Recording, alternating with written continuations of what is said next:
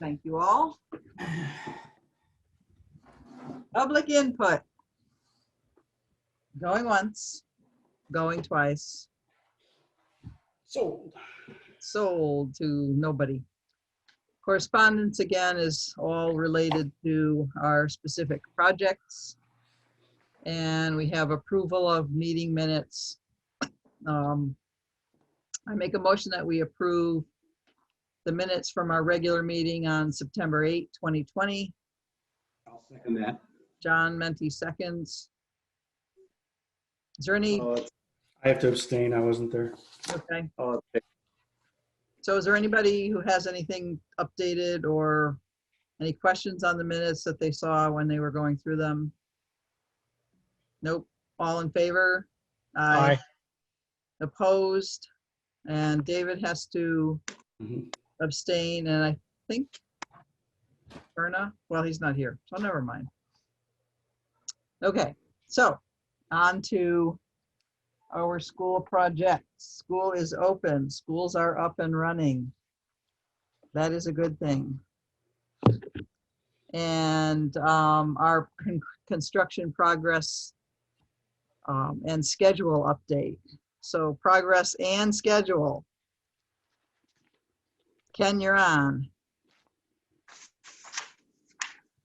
Okay. For Johnson, we have from the last period, trees were planted in the terrazzo. They did the grinding and polishing for the first and second floor. For the work in progress, we're doing the metal stud framing at the stage in the upper window this week.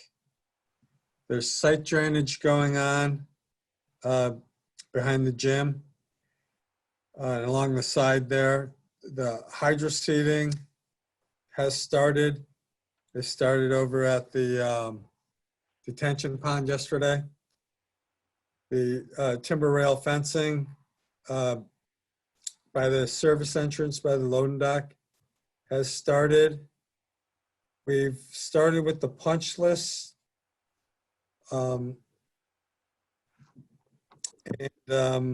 Tomorrow we've got a full day for the punch list. I'm not sure how many teachers are in the building, but I guess we just stay out of those rooms if they're using the rooms for Zoom lessons. Are you talking about Friday, Ken?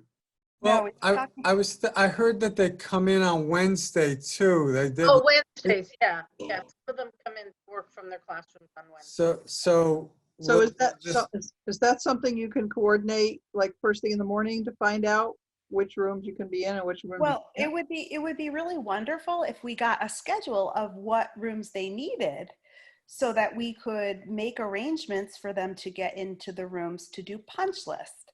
And I guess I'm going to add on to this. The punch list is pretty substantial. And I don't know, because I was told by Tony Rizzo at the end of last week that we were going to get a schedule of when the punch list completion when each item would be completed. So therefore I could make the rooms available to them. So I guess I'm wondering where that is. Where is my schedule of punch list completion so that I can make a schedule so I can make the rooms available? So it's not that easy. That's the reason that I can't give you a room by room schedule, because we have so many different trades that have to go into every room. But Ken, you and I talked on Thursday and I said I would be okay with more general, like I have to paint classrooms on this day, or I have to do this. I haven't gotten anything except a broad overview, not even, and then even when I got it, the stuff on the list wasn't completed. So I guess what I'm going to push back on you to say, I don't see how it's unrealistic to say, on Friday, I'm going to have painters, Christine. I'd like you to clean the rooms or have the rooms available. I don't understand what the complexity is here. I'm not in the business of construction. I fully recognize that. And I realize you have lots of little things, but I don't have any sense at all what you're doing and when you're going to do it. So how can we make it available if we don't know that? I mean, I guess the better answer from me would be, in order to do the punch list, we need all of the rooms, because we get one Yeah. contractor that comes into one area and he wants to dispute this item, and then then we have a worker that wants to start on the other end. It's not like we can put them all in one room and just go do this room, do that room. So they have the list, and they're going to go through every room and check off their items, and we're checking off what they're doing, which we've already begun to do. And we have, quite a bit from the last Thursday's meeting done that we haven't given to you, because a lot of the items, if we get them from the contractor, we have to verify. So, and that's what we're in the process of doing. But I know what you're looking for. I just don't think it's doable, just based on some of the contractors that we've tried to do it. It was the ceiling of the floors. He's told me twice that he's going to be able to hit both schools. And, short of, I don't know how to make that happen, but he's there tonight because he couldn't complete it last night, doing it right now. And that's kind of what we're up against. We're dealing with contractors, and there are some that are better at doing punch lists than others, but we're all going out there tomorrow, and we're gonna track everything that they're doing and what they're not doing. We've called them all today, and we're gonna make substantial progress on this by Monday. So Ken, I get what Christine's saying. I kind of get a little bit what you're saying. And I mean, I've done punch lists. I've been the person that's been sent out to jobs to do a punch list, smaller scale, obviously. When I'm doing someone's house, I can't go in the nursery when the baby's sleeping. I understand that, but there's other things I can do. And I can get a handle on where I can go and when. And what Christine is looking for is that. And can you tell her, I mean, we're going to finish these construction progress updates, because I'm sure you're further along than what's on the reports here. However, what I'm hearing you say is that you're going to do a lot of work tomorrow, and you're going to have a good handle by Monday, next week, Monday, which is the 28th. I mean, you've got a long weekend to work, I'm assuming, Friday, Saturday, Sunday, and Monday. Yes. And by end of day Monday, you should have a good handle on the punch list and come up with a schedule as to when the rest of it's going to get completed, correct? Correct. We'll have an update Thursday. We're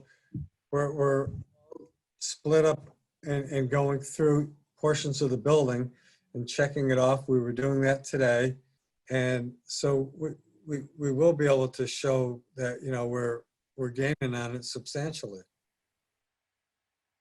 All right. Ken, can I ask a question? Sure. All right, I'm just hypothetically now, I'm a painter. I get off the truck, I go get my materials.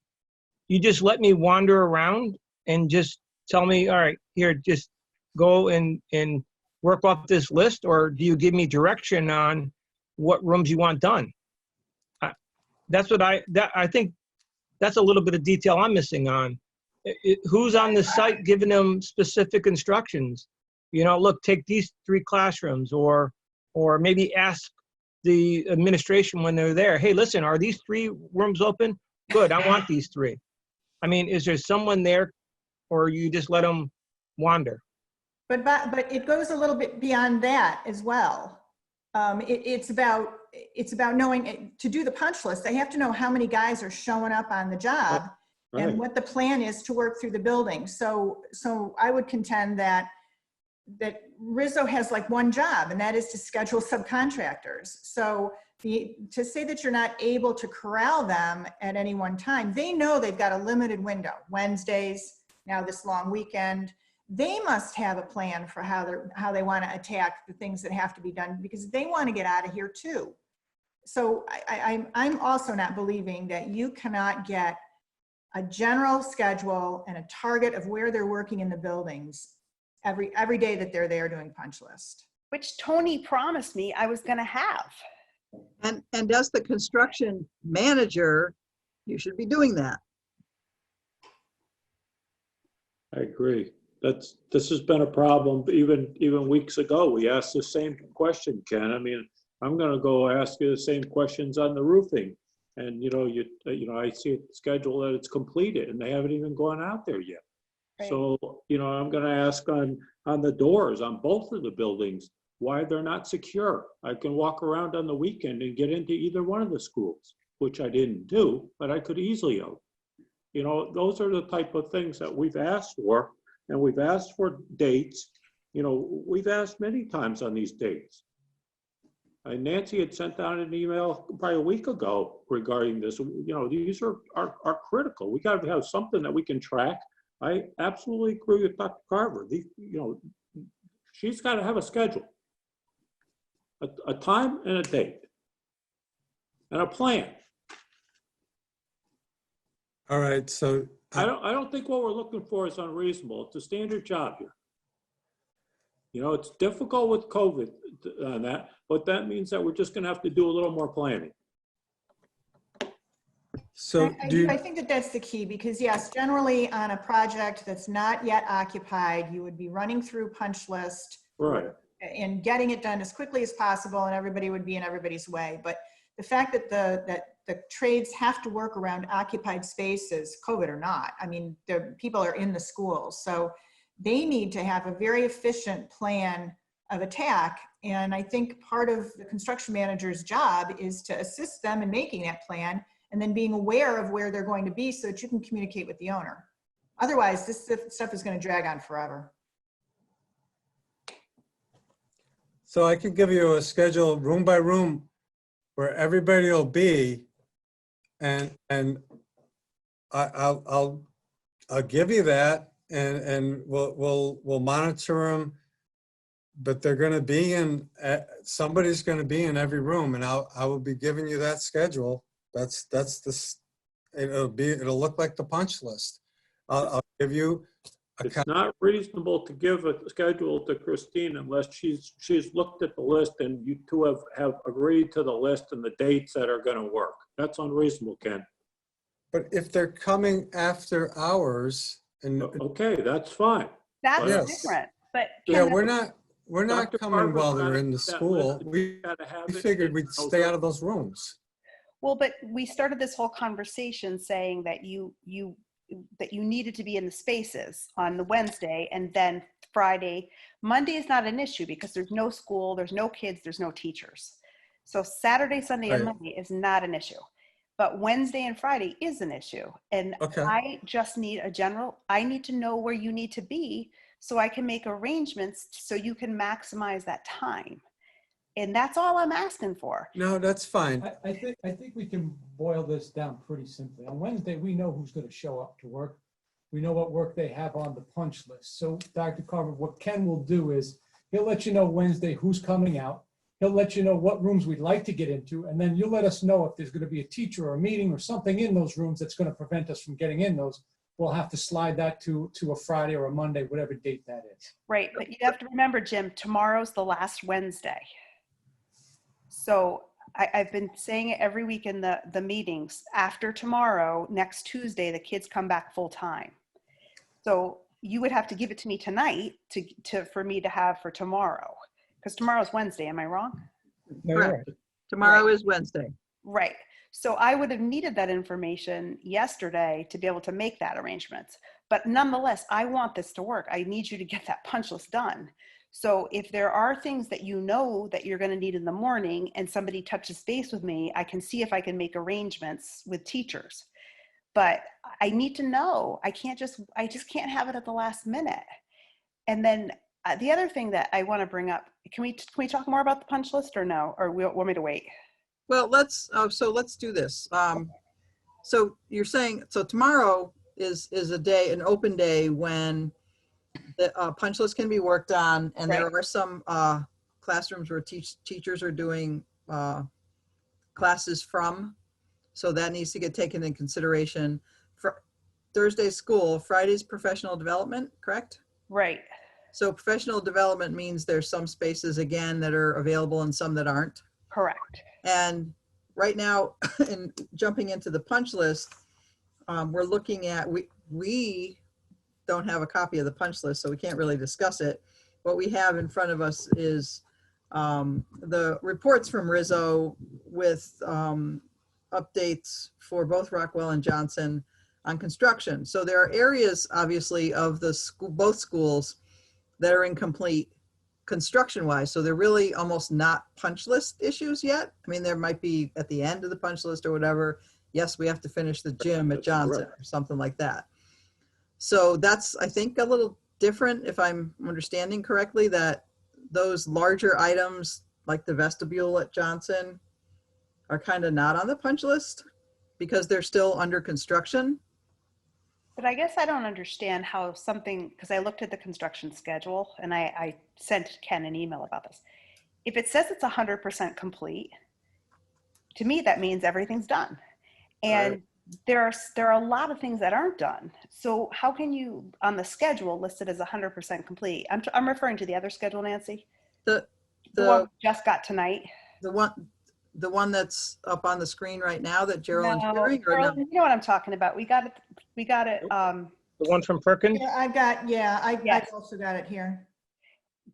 I just don't understand how something can be listed as 100% complete and if it's not complete. Right. Is So that the- normal? And that raises a question too, when you're putting something like that into play.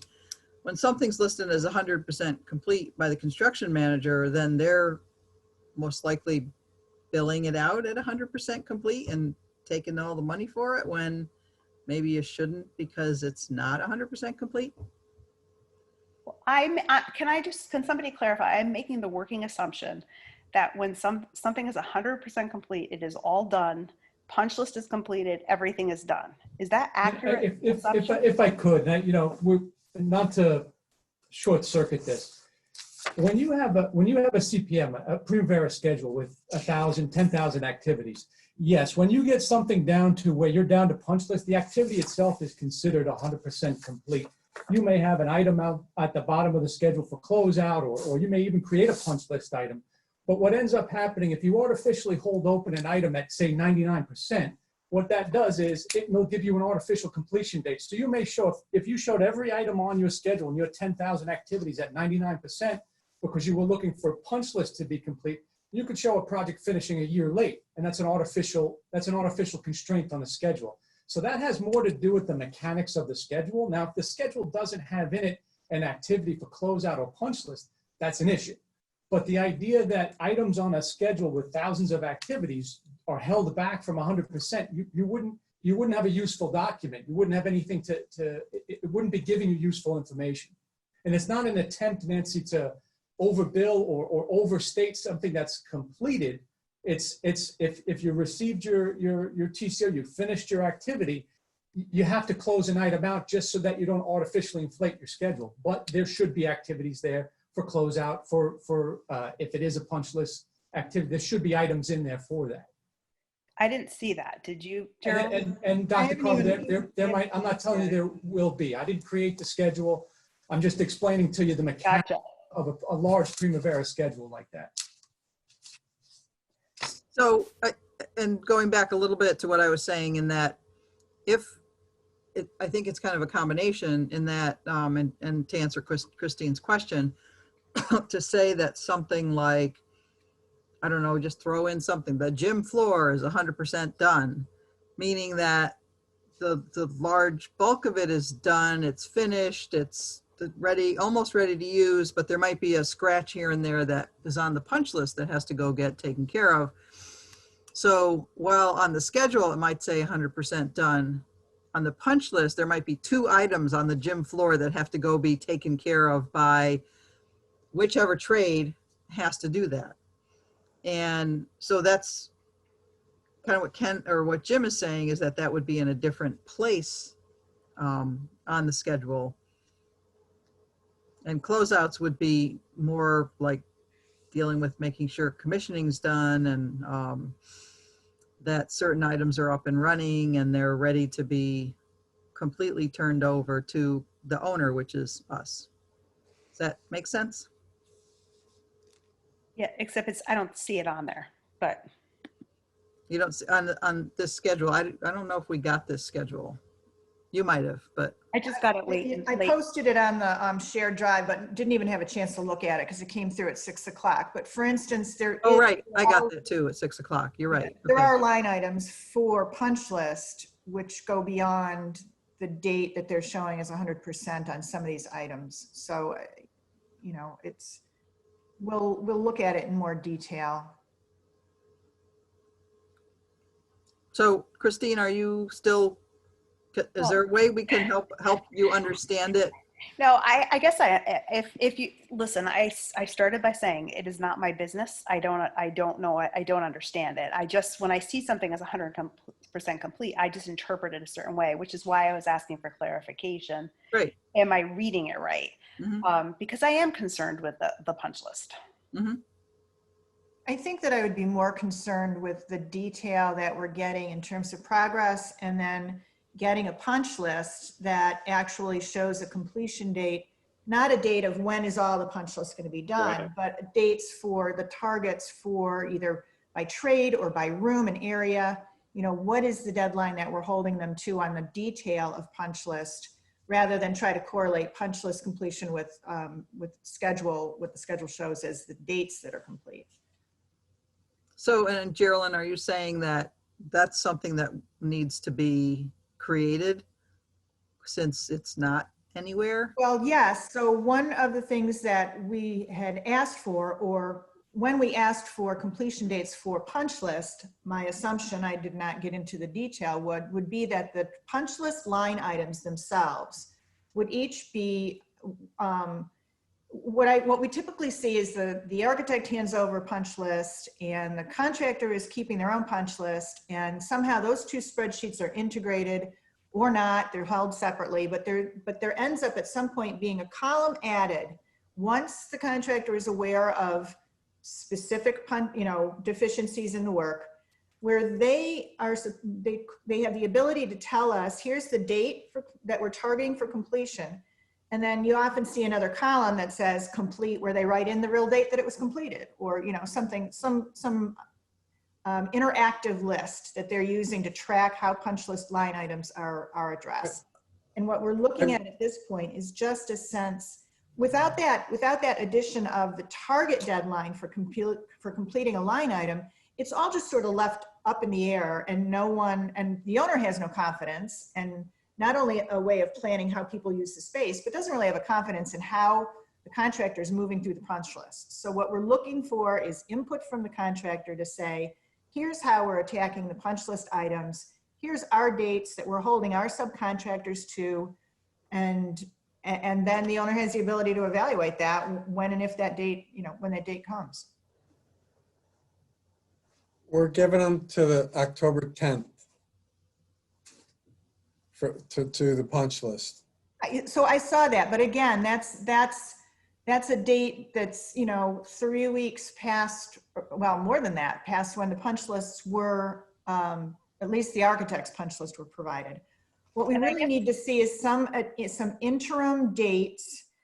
Maybe it doesn't have to be by every individual little line item, but I think even by trade or by area, we need to know that we need to have something to hold the progress, to evaluate progress against, and not just a date out in the future that is October 10th, because then when October 10th comes and we're not finished, we don't understand why.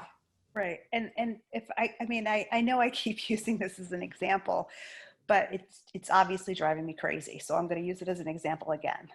The sealing of the tile. I was told this morning when I got back, I was told that it was going to be done Monday night through Tuesday. It was away, came back today, walked through, was told the second floor is all done. I went into the boys and girls bathroom nothing has been done. Really, only one small area was done. And you look at the tile, and I know it can be cleaned up, but it's trashed. It is trashed. You have I 700 concur on that. you have 700 little feet walking through, and then the areas that they did do, albeit they did a better job on the second floor, on the first floor has to be completely stripped and done again. So I don't have any confidence about around what's scheduled because I'm being told something and I go check it and it's not right. And that's why I want the detail, because I want to know when things are going to get done. Yeah, Dr. Curran, I don't think it's unreasonable, but I know some commitments were made on behalf of these subs as to what was going to be done. And, you know, I don't think it's unreasonable to say, hey, give me a call in the morning, let me know that didn't happen. So Bob's not the one finding that out first thing in the morning, especially something like that, you know, we've been trying to get coordinated and get done. So the good news is that contractor's back out again. He's up at Rockwell. You know, Ken will follow up with him what he gets done tonight, and we'll let you know first thing in the morning as to where he's at. But Jim, there's even more work at Johnson. Absolutely. He's not going anywhere. We understand. I understand that you don't want to find that out the next morning. The commitment is, if you've gone through the effort of contacting someone and asking for something, we can at least follow up with you and let you know whether it got done. Right, and if I had a schedule in advance, I could make sure that spaces were available for it. And that's my point. And I'm just going to say this out loud too. I think the quality of some of the works that your subs do really stinks, and hence why the punch list, right? And I feel like I'm not sure how Rizzo's monitoring that when it's on second shift, because you're going to end up redoing a lot of stuff, and because it's not acceptable. Maybe Dr. Carver, that maybe you and I can make some time tomorrow to walk with you and Bob, and we can take a look at some of these areas that you're concerned with the quality. I don't have a problem. Well, they're all on the punch list. Well, I'm happy to do it, but the punch list items that I see are not, you know, unusual items. The punch list items that I see are not items that I wouldn't typically see on a punch list. So I'd like to know if there's something specific on that list that you have concerns about quality-wise. It may need more of an addressing than just checking it off that it's completed on a punch list. has anybody from Rizzo gone in and to see after hours, obviously, or before school, seeing what they've done to the ceiling at Johnson School of the floors? I personally haven't, but you know, I did after the first time, yes. Yeah, well, and that's just one small example. And there's lots of spaces that aren't done. And again, I'm concerned because they're just getting, in my words, trashed, right, Bob? That's correct. Now, They're literally getting trashed. and I've been saying it for weeks and weeks and weeks. And I don't know. I guess we can go tomorrow. I guess I can go and show you where. Dr. Carver? Yes. Dr. Carver, I'm not sure if you heard this yet, but Dave Airy and I had some frustrations, and we're going to walk tomorrow with D'Agostino. We're going to look at the boards. I'm going to look at all the security installation. Yeah. And we're going to ask for dates, times when this is going to be, done. And to Roy's comment about securing the building, that's top right now on my list. I have to, because the police department has already brought it to my attention. Yeah. It's unbelievable. We got to get these doors secured. Right. Both schools. Jim was going to look at it again today for me. Do you have an update on that, Jim? And I did. Unfortunately, what I'm seeing is, especially at Rockwell, there's an entrance door to I guess it's called the platform at the gym there that doesn't have any hardware on it. That's obviously a problem. So we've got to, if we don't for some reason have the hardware, we have to put temporary hardware in there. We also have that same condition on the boiler room door. So tomorrow we'll have some sort of hardware on there so that we can lock those two doors.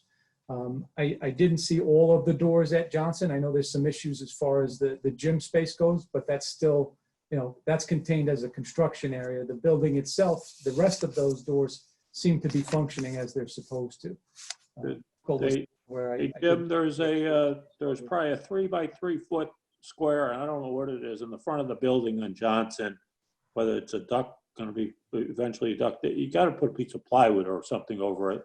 Anyone could crawl right inside the building there, right on the front, right by the front main, plate glass windows. So And that was question, that was at Johnson? Johnson. Johnson. so to You gotta proceed, walk around the building. Many of these buildings, many of those doors are just held on by a small nylon construction strap. You know, any high school kid could easily gain access. There's not just one, it's No. many. so they're just zip tied shut. No, not even zip tied. It's just a piece of nylon rope construction, you know, like a twine. So Ken and Jim, if there are people working second shift, you know, once school is through, somebody's in there working at night, who's there supervising them? We'll have somebody there supervising. Right now, we haven't had that. Tonight, there's somebody there, but we're here, so we'll have somebody here supervising them. So who normally is there at night supervising them? It would be one of the project engineers. Usually, like in the past, that's what's happened. If someone's in there after school or on the weekend, who from Rizzo is there supervising them? We've had Enviro here during all the PCB abatement. Pete was here second shift all the time through Rockwell. So we've had somebody here supervising from Rizzo. Okay, and so now that school's been somewhat back in session, some days on, sometimes some days off, have you had times on Wednesdays when you've had the trades in there doing work? You know, occasionally the painter comes in and that may be the only one that has a tendency to come in after hours. But not after, I'm talking about Wednesdays. To me, it seemed that Wednesdays were kind of going to be days when you could get stuff done because there are part of the buildings being used, part not.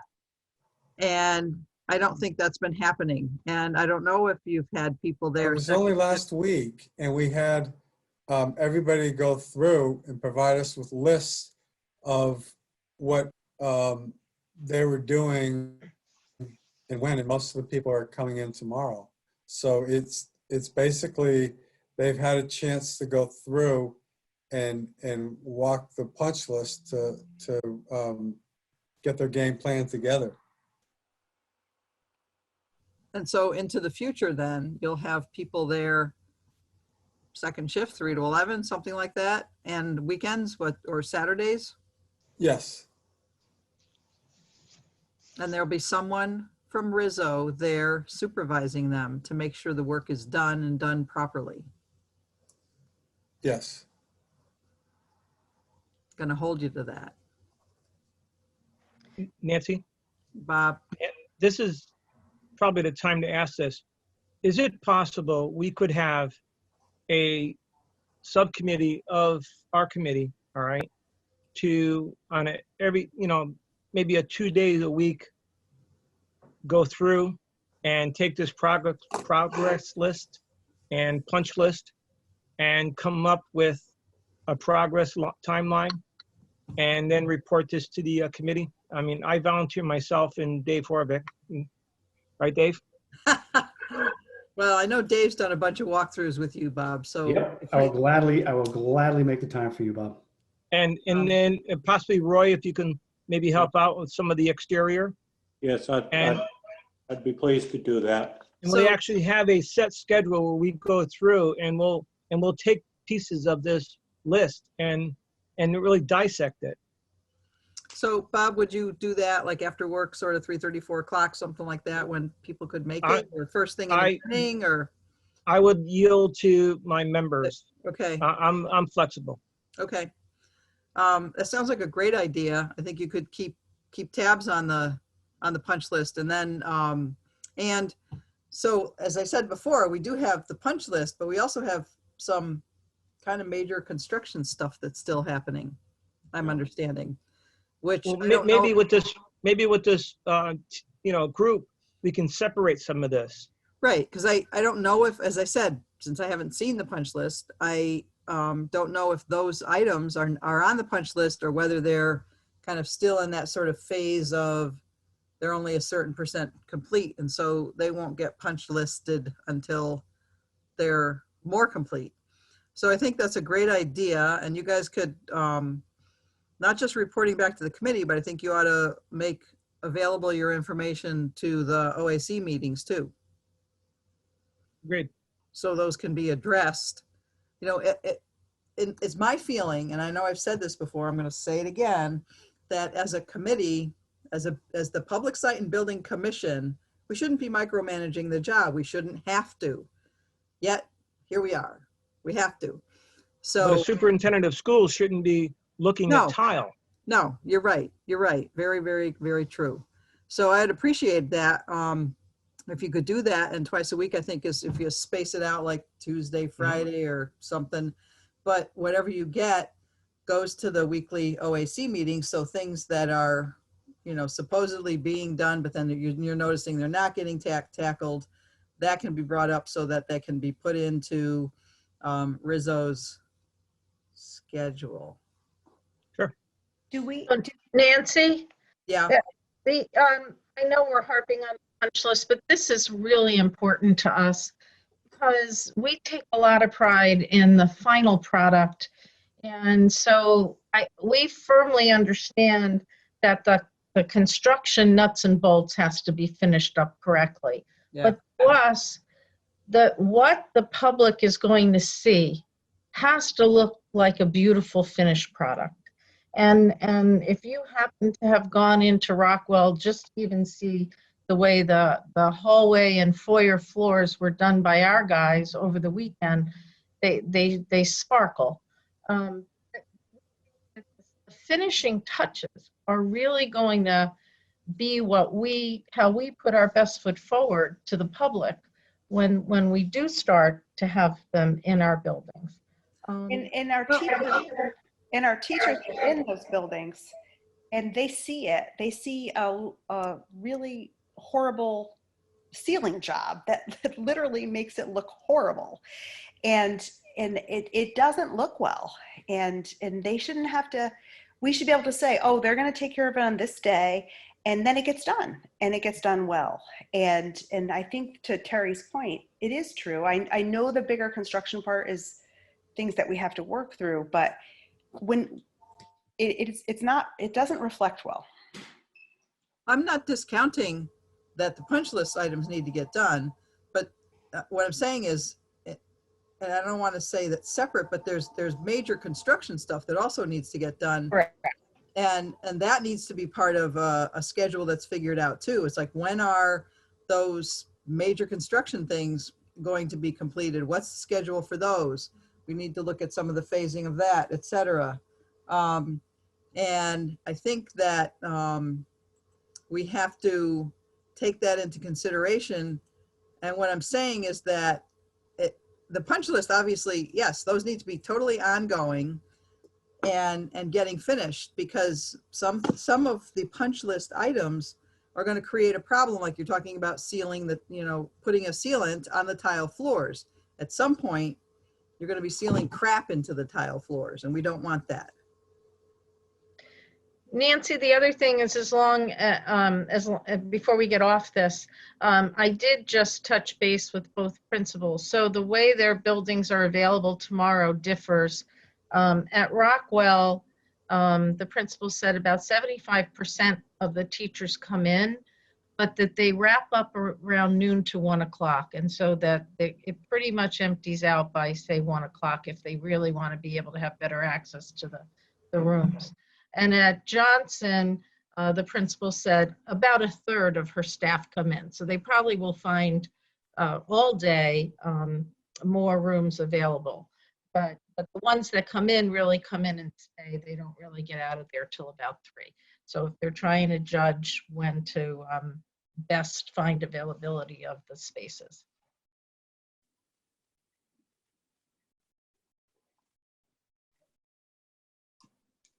If you're waiting for me, I have no clue what to do next. Well, Ken why was, don't we let Ken finish his list? well, I was gonna say, Ken is partway through his, he was at Johnson, so, He was at the punch list. no, that's, yeah, he was at Johnson. Right, so the ceiling grid at the ensemble room is about 90% complete.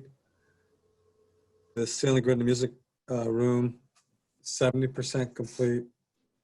Punch list in the kitchen is being worked on. They were taping the cafeteria soffit, cleaning out materials. And then I guess this next part is the work that's going to get started. Is the baseboard heat is scheduled for tomorrow at the media center. The music and cafeteria, they're going to start the shot blasting of the floor and the moisture mitigation and leveling. And right after that, the ceiling clouds will start in the cafeteria and a wood slat ceilings. And then the ceramic tile accent wall in the cafeteria will be done. So on Johnson, Ken, the Mhm. spots that are blank there, the gym, the site, second floor, are they blank because they're done? Are they blank because they're on the punch list? Are they, where are we with that stuff? The work that we're doing right now is going to carry over. So the metal framing at the stage and upper window in the gym, they'll still be working on framing those areas and putting the drywall on. And we're working on making more space in the gym so that we can get ready for the trades that are going to be coming on. What I missed to put on here was we have the stage rigging companies coming in on Monday. And they'll be doing Johnson, then going over to Rockwell. So there's miscellaneous subcontractors that will be coming in, and we'll be gearing up for getting the floors started. So it's basically what's up above is kind of carried down below because that's continuing. Correct. Okay. Hey, Ken, it's Bob. Yes. Yeah. What's our status on the boiler? Is the heat fully on? So they're continuing to put the chemicals in to clean the pipes and flush the lines. They have to get it to a certain degree of cleanliness. I guess there's some strips they put in, and it tells them, if it's clean enough for the manufacturers, start up and sign off. So Okay. Right now, that's what they're continuing doing. And how about the chiller? The chiller, I've got to get an update on that. They did have Carrier come out, so I'm not sure if they're waiting on a load, but I'll find out about the chiller. Okay, because next week it looks like we got some warm weather coming in. It may be a good way to test. True.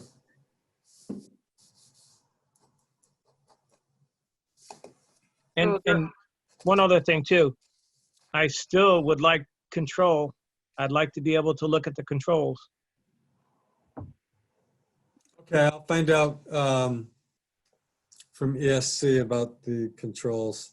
Bob, you don't have a visual BMS yet? No, not yet. Well, tomorrow when I walk around with the security guy, they're going to be also looking at some of the other controls there. I'm going to see if I can get an update there too. Wow. Okay.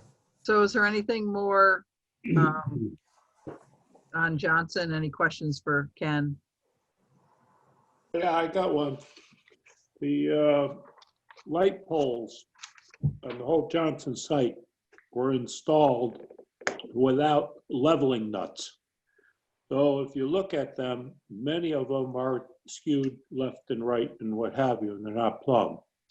Which, you know, I could understand that, but I can't understand why they didn't put the adjusting nuts on to adjust them, whether it's now or in the future. I've never seen light poles put on like that. So they're all going to have to be removed, and leveling nuts have to be put on.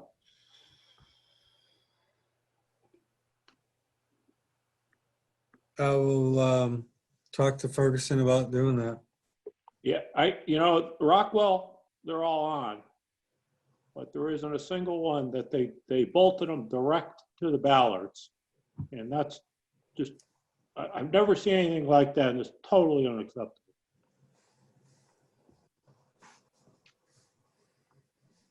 So there's a difference between what you saw, Roy, at Rockwell and Johnson? Rockwell is done correctly, and Johnson, they were just put on. I'm actually surprised that someone didn't say something before I had to say something. Roy, would that crack the Ballard? Well, If there's any we'll correct movement? them, but there's no way that we're ever going to be able to adjust them in the future. They are going to settle slightly here and there. But they wouldn't, You're going to have to adjust these poles once in a while, but even adjusting them right now, today, you can't do that. If you look at the poles, they're not all plumb. and they wouldn't move if they're bolted down, so I don't think they would crack the No, ballard. but they're just bolted directly to the ballard. Right, and right. That's just not done that way. Yeah. I've never seen workmanship like that.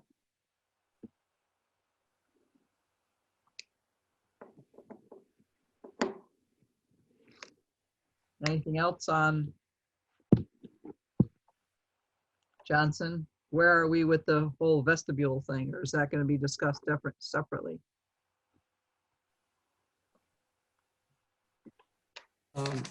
Yeah, I guess we could talk about it now if you want to, or separate. It's up to you. Was it something, was it an item somewhere on someone's list to be discussed separately? Is it, what's going on with it? Is it, Yeah, we had it on our list. It's there's a change order that was issued for $52,000. QSR has previously requested to have a change order reviewed for his extra shop time during the 5th grade edition. It wasn't reviewed, so he now has a problem with doing what we're asking him to do.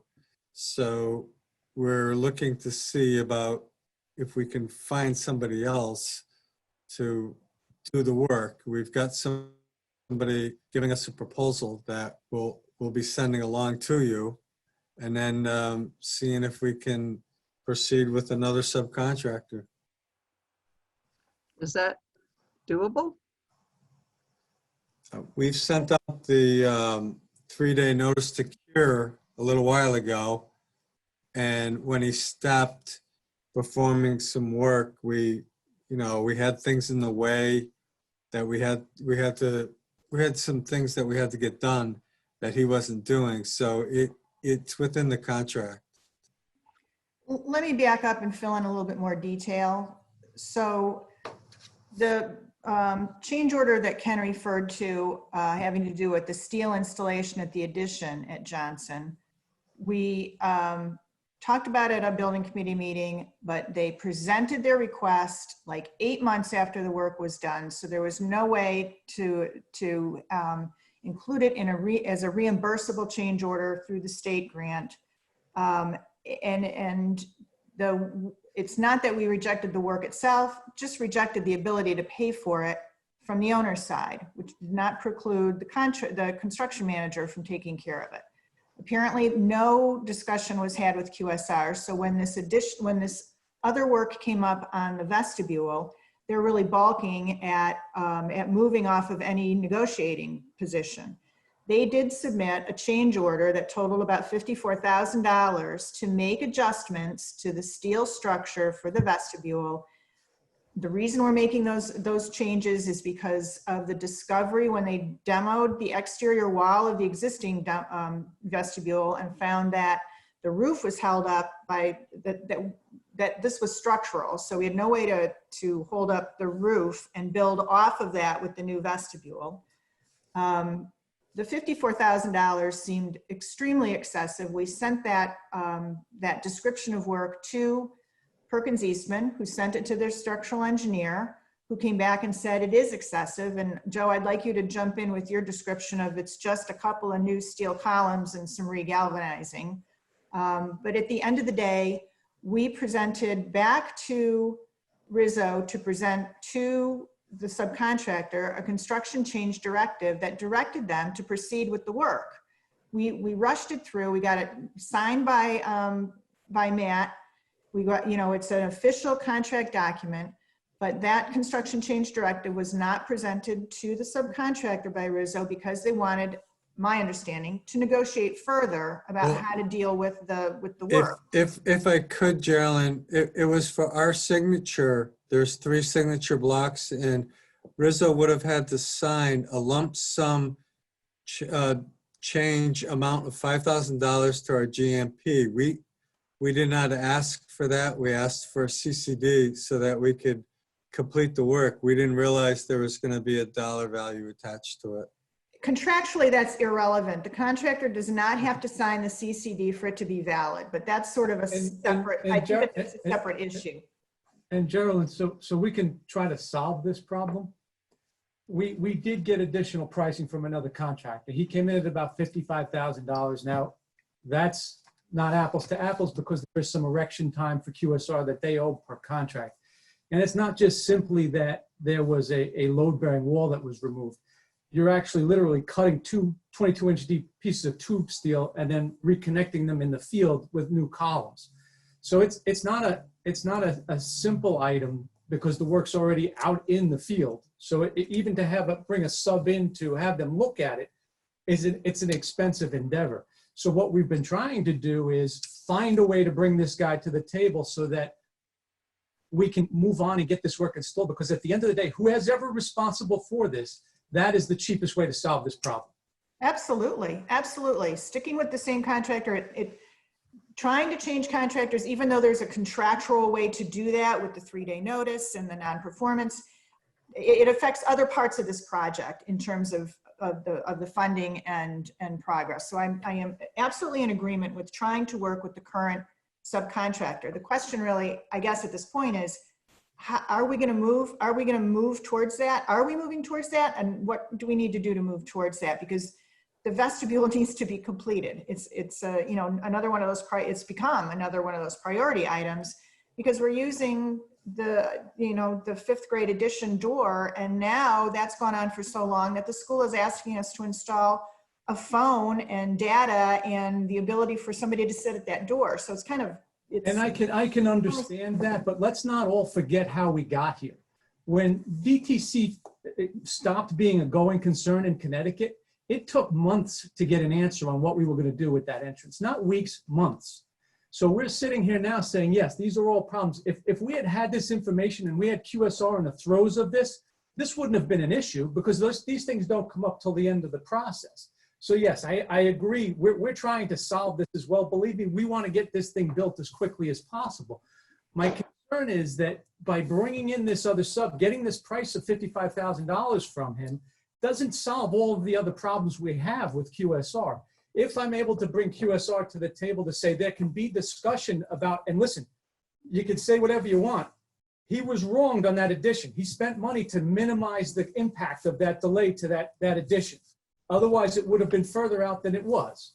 So if we can at least acknowledge that, have a conversation with him, talk about his costs that he's showing, then at least I've got something to show him. To date, we don't even have a response from the architect on that, on their position to that we could even forward to him as a formal rejection of his change.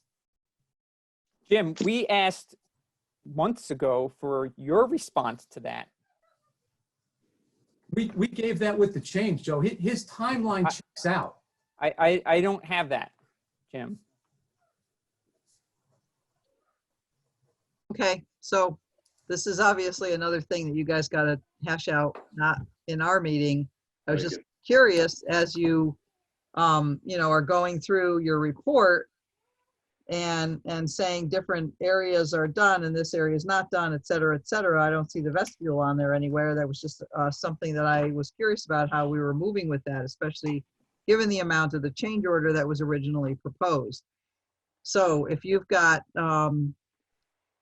missing information from one to the other, from Rizzo to PEA or PEA back to Rizzo, et cetera, you guys need to work that out. Trailer meeting, calls, emails, phone, whatever. So I think I have a general idea of kind of what's going on with that right now. And we're not going to spend any more meeting time on it because we can't solve it here. So you guys are going to have to talk about that and get together and Well, I think, Nancy, the question that can be asked is, with his change order, can we speak to him about the dollar value of that change order? Can we speak to him about how he feels he was wronged and what the value of that work was to him? And I don't think that's something that Geraldine, I don't think she can give us the authority to do that. I don't think we have the authority to do that. I'm not sure what you're looking for. Are you looking for something from the commission or?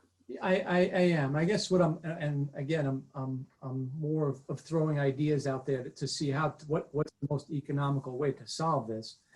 I guess what I'm asking is, yes, there's as far as his timing goes, his notification was there. His submission of his costs were not. There's no question about it. But here we are. It's going to be expensive to replace him. Is there an avenue for us to talk to him that even though he was late with his submission of his costs, that there's a way to reimburse him? Yes, through the construction managers. I understand that, Geraldine, but this isn't a construction management issue.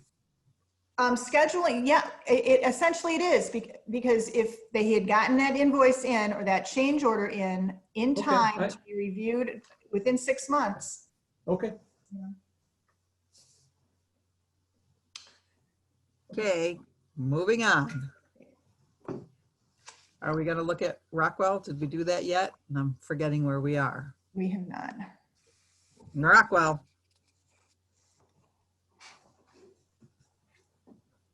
Okay, so Eversource shut the power off, transformer and power shed were removed.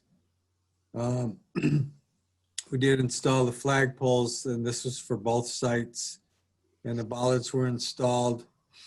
Terrazzo, again, they did the patch grind and polish. And then the edge metal is still ongoing for work in progress. They're working at the prep for the playground area.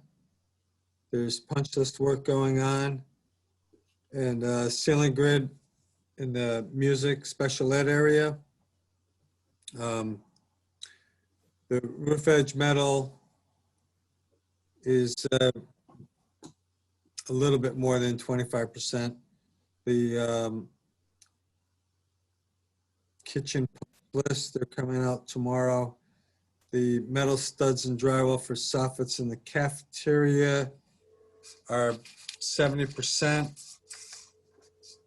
And we're looking to start the shot blasting on Thursday.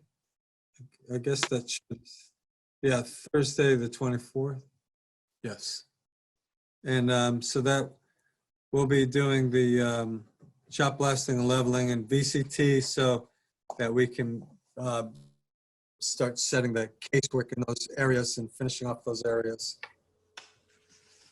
The mechanical duct should have been on here for next week. I don't see it for the gym. So that is going to be taking place in the gymnasium.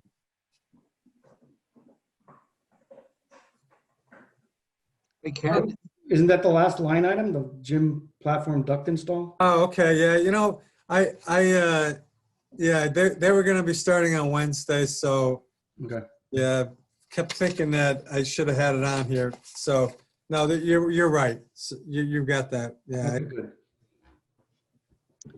So Thank are, you. in looking at site work and stuff like that, like is the bus loop all finished and being used?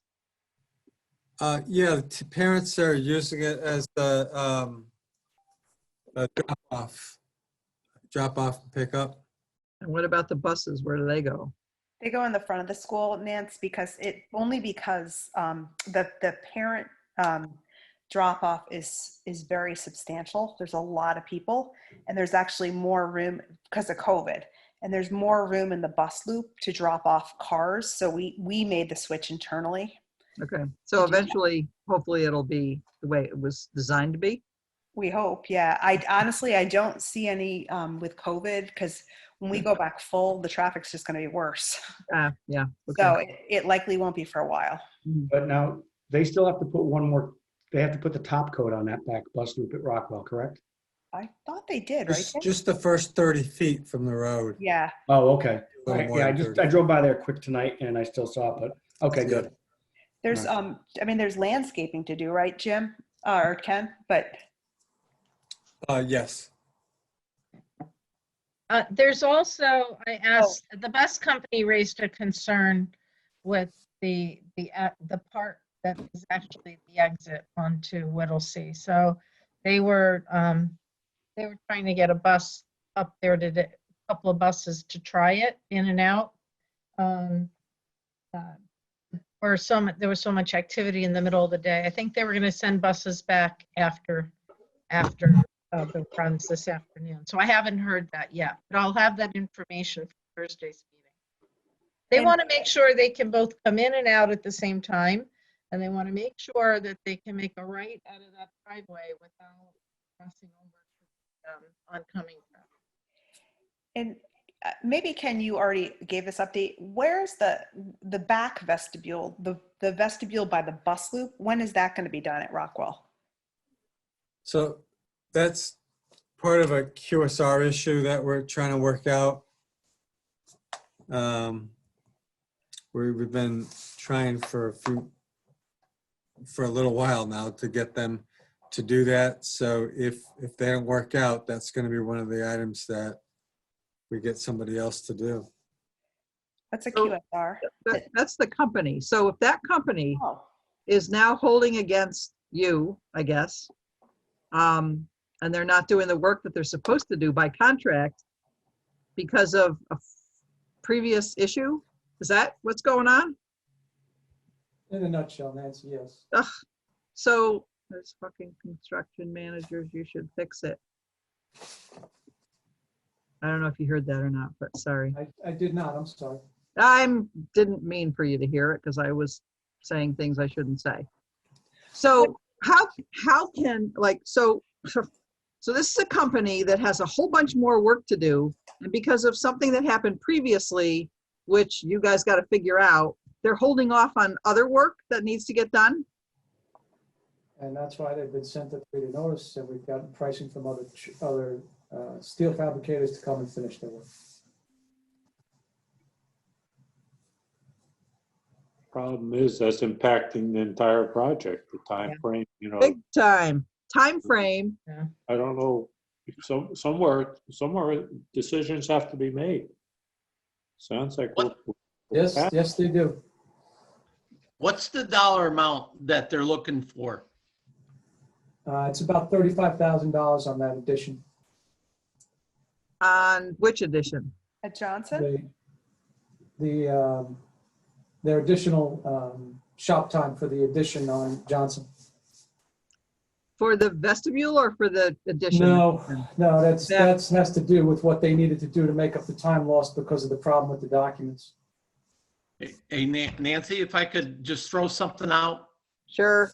It's Rich. Yep. The big question is the reimbursement from the state.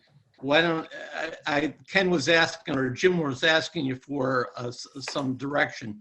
Why don't you make them an offer of 40% less? That would have been the rebate from the state, and see if they would accept that. Well, I think what we have to look at is why that far back, are we, did I hear 8 months? Did I hear 8 months? I would say it's probably close to that, Nancy, yes.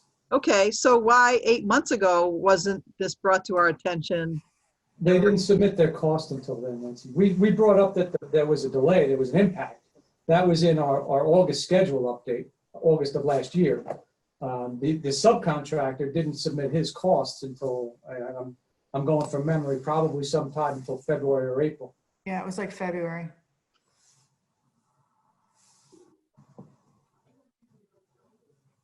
The subcontractors are the first ones to complain about money, and they're the last ones to do their paperwork to get their money. It's what happens. It's what happens isn't an acceptable answer to me. So Rich, what was your suggestion? My suggestion was to offer them 40% less of what we owe them because we can't recoup that 40% from the state. And see if that would move it. I can have the conversation, sir. So, Well, you need the committee's approval, not my approval. right, yeah, well, even though you're in charge. So that, Jim, the 35,000 that you mentioned, Jim or Ken, whoever said. 35,000. Yeah, that's round numbers, Nancy. I don't remember the exact amount. Right, but that's back from last August. Yes, And that was, I know we discussed it. That was the gym edition, right? With that was the classroom edition. fifth grade. classroom edition, okay. And that had to be redesigned because of, refresh our memory, You had steel sizes that had to be changed over there. because, Your Coordination. mechanical equipment in a building wouldn't fit. got it, There right, was right, right. 1 or 2 beams and one column added. 1 or 2 beams were resized and a column was added. For $35,000, and that's just drawings, that's not materials. Plus there was time involved. He waited a long time for the shop drawings, which we were barking to get the job going. And so he ended up putting all the fabrication into overtime.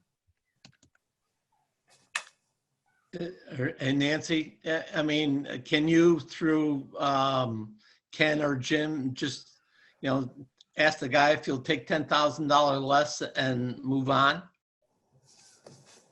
If he Well- was looking for 35, it would be 25. Right, but you were saying 40%, which. Well, that's 14,000, 40%.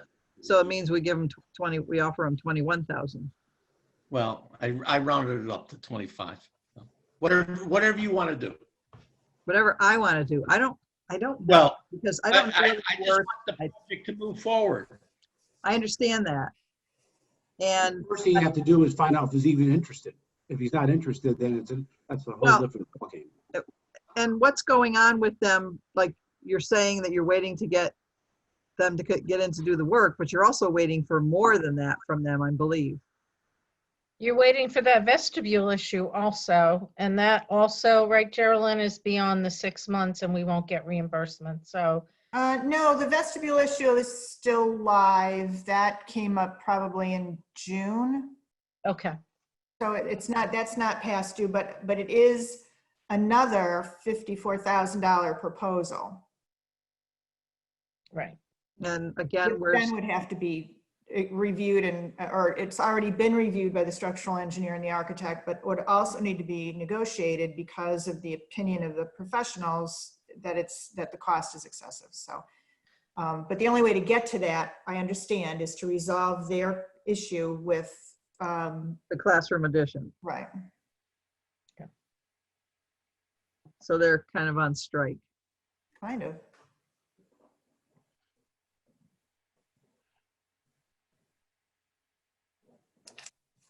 And it's impacting Rockwell also, so it's holding up quite a bit. Mhm. Okay. I don't have an answer. So Jim, how can we move this along? I can see if I can engage him in a conversation about some sort of a discount on his number for the addition. Yeah, let's see if we can pick I think you got the general idea where this committee is looking to go, even from Richie. Maybe you can, start to hint at those, or at least start to get this moving. Somehow we got to get answers, and we got to get this done. Absolutely.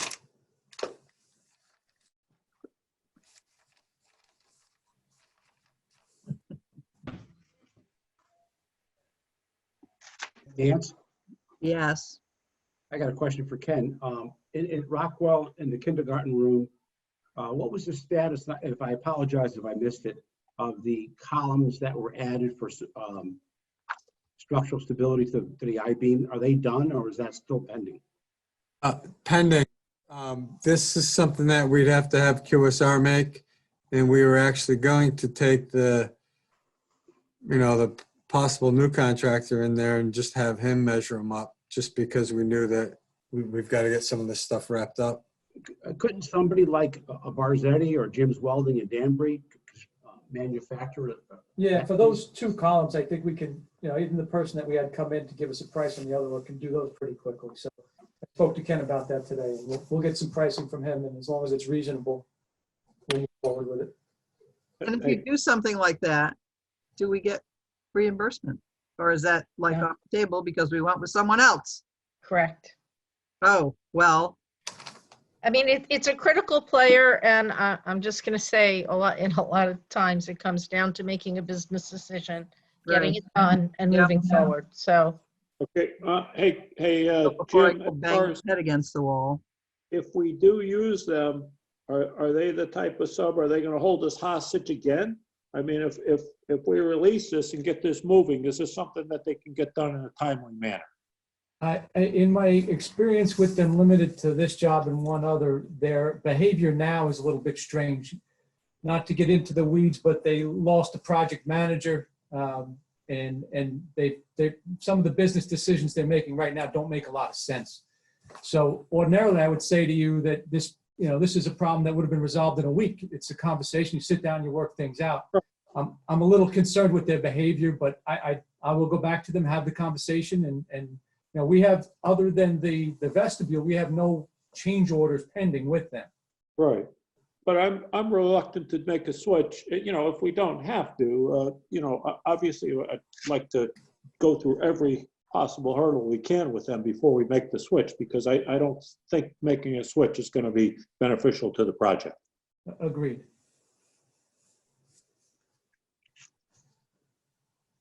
Okay, any more questions on Rockwell for Ken or Jim as far as the construction update and schedule goes?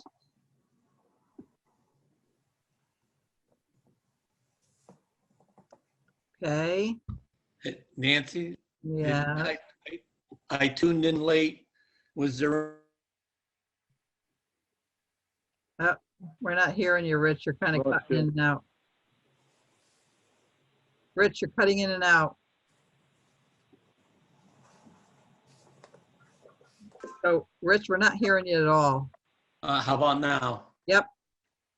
Did we get the quotes from Earth Movers on the field work? For alternate 5 or 8, whatever the number was? Yes. Are we gonna, we didn't get them, so they weren't distributed to the, how do we go about looking at that? They weren't distributed, all that information wasn't distributed to us. It wasn't, but Ken, you might as well share the numbers, the old and the new numbers. I mean, Yeah, didn't get it in it's time to distribute. 39,000. I don't have it in front of me right now. Yeah. The value of the original alternate was 26. To do the same work now, a year and a half later, the number was about 39,000. And the reason why for that? A year and a half later. Because they can, because the alternate needed to be adopted at the time, like March of 2019, at the time that the contract was signed. Now they reprice it. A year and a half later, prices go up. And so Diesel is prices have gone down. Is Is Dr. Carver online? Yes, she is. Do you still want to do that extension of that field, Dr. Carver? I do. I guess I wonder with regard, and this is probably a Geraldine question, because I saw Ken's email with all kind of the other potential issues. How would that play into the budget? Well, it's Johnson where we are still carrying over $2 million worth of owner contingency in addition to what the contractor has right now. I think that the cost issues are not at Johnson. So that's in its favor. Since it was an alternate on the drawings that were reviewed at the state, it's on the table for them as well. I mean, we would present for process-wise, they would see it as a change order, so it would be eligible for reimbursement. And the only outstanding question would be, what is the town going to end up needing to do between the two projects? Because there is no doubt that we are going to exceed the owner's contingency on Rockwell at this point. And even though I still believe both projects together can cover all the potential costs as we negotiate them down and this work, it's going to come down to something is not going to be reimbursed potentially by the state unless we can really, jam through a lot of the environmental issues, which we have some confidence in, but no guarantee. So I guess the short story is, as a total project, the two projects have enough money to afford this $39,000 worth of work. Even with the potential issues Ken laid out? Yes, because they're primarily, we don't have numbers on all the potential issues, obviously. Right, but I thought he sent an email with laying some of them out. He did. Okay. And so the costs that we have identified, I still think all of that together comes in under the $2 million. Gotcha. I guess the question is, when do you pull the trigger on doing that work? Right, and I guess, do we have to decide right now? Well, the problem is we have to go back to P&Z and get permission to do it. It was never approved. So that's why I'm looking for a yes or no so we can go forward with P&Z. And there's always a possibility that you run out of weather to do that at this point. So if we go through P&Z and it's not approved until, October, and then we, mobilize the contractor to do the work, if, maybe the winter will be mild and maybe, there'll be snow and ice. Then you're going to get into a point where you got to get rid of that pile of dirt. And the best way to do is just bulldoze it down into the hole that we're talking about. They owe us getting rid of the dirt in the process of restoring that field in the size and configuration it is now. So the dirt is not currently an issue. They're going to restore the field. The question is whether we want to extend the field and do that additional work. Right. I mean, if you ask me, of course I want to do it. I think it's an asset to the town. Like, I have no question about that. I was just wondering how it fits into the overall budget. We know we have other things that have to be addressed, like that insulation and the piping and all of those other pieces. I just want to make sure that we're doing it and have the budget for it. Could we get a quasi approval so we can go to P&Z? I mean, we don't have to do it, but I need a yes to proceed with P&Z. Right. And so what do we have, since it was an alternate, there are documents, there are construction plans. They're on the drawings now. So we can take that to P&Z to get approvals, and then make a decision as to whether we actually spend the money or not, or does that not make sense? No, that's feasible. I think that makes perfect sense, Nancy. Okay. Yeah. And then you'll have a better sense of where everything else is. Absolutely. Right. So do we have to make a motion? I guess the question is, who is marshaling that effort? Who is physically, how is that being done? Applying to P&Z, showing up at the meeting. If it's, maybe having a conversation with Beth because it's administrative. I don't know. Maybe it's going to require a hearing, and who's going to appear at that. when you approved additional good question. services for Malone and McBroom a couple of meetings ago, when we thought we were going to redesign that, that portion of the space, one of their, they itemized their additional services, and one of the itemized lines was to deal with regulatory approvals. So there is still the possibility of using that money, or at least that approval, to have the engineers walk this through planning and zoning, or Well- not spend that money and doing it internally somehow.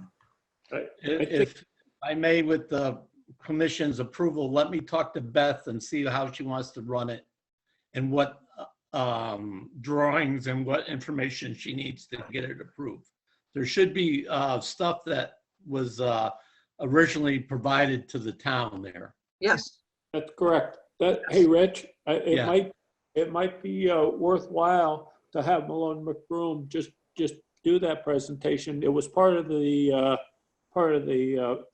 package price anyway, so they might be able to just split out, and bring that in, bring the plans in separately and review them with that. Well, yeah, but they'd be looking for an extra on that because they, it wasn't approved the first time around when they were there, so. But we Well, did everybody have, asked as Malone. Marilyn mentioned, you did have the approval from the committee to extend the field. So there was money already approved for some review. Right.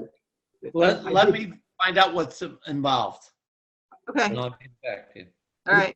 I just think if we're going to ask Malone and Brew to do anything, we should get a price first.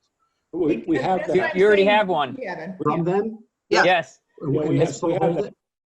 As Okay. part of the proposal to extend the field, they had a, if necessary, pot of money as part of that proposal to go to planning and zoning. Correct. Okay. Right. Thank you. Because it wasn't known at the time if it was Talking approved or about not. was to expand the field larger than the original alternate. Yes, Right. yes. So, Okay. but that money wasn't approved because we decided not to expand the field to be larger than the alternate 8 or whatever it was. So if we asked them to do something, we would have to get a cost and approve it. Correct? No, I thought you approved that money. It was like $11,000 or something for them to. Oh, right, yes. yeah. But And- then so it's approved, but we decided not to do it, so, But that approval had the presentation as part of it. It might be able to just be split out just to carry the presentation part, in front of the boards. right. But I think what Rich was saying is that he's gonna check and see, does there need to be a whole Absolutely. presentation?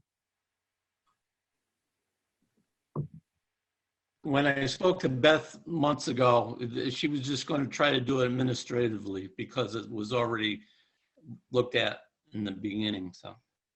Okay, all All right. right, I don't want to waste any more of your time. No, it's not waste, we gotta get that kind of stuff taken care of before too much time goes by, so. Anything else? I mean, I had sent an email out to the team and asking for some updates, et cetera, but it came through at 6 o'clock, so it wasn't part of construction updates, et cetera, and wasn't sent out as construction materials. But we touched on a lot of the stuff here. There's a number of outstanding things that we've talked about in the past at meetings, yet I'm not really sure if any of it's part of a punch list, et cetera. I mean, the other thing for me is the roof at Rockwell. Is that, That's what I was going to ask on also, Nancy, as far as the duct supports and the completion of that roof, and also warranty items regarding the roof. I actually think they pertain to both schools. So we don't have any issues at Johnson. They use the Miro supports for the duct, which rest on top of the existing roof with the rubber pads.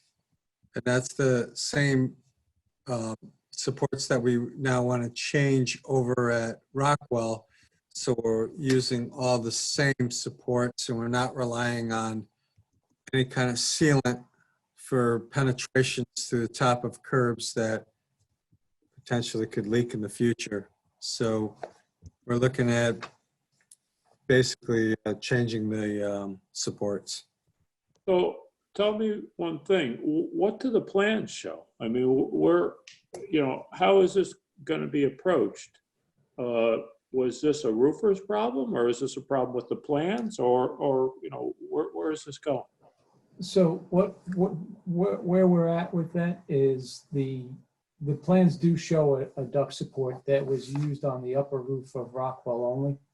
And, Joe's made his statement that it's a construction issue. We obviously feel that it's not.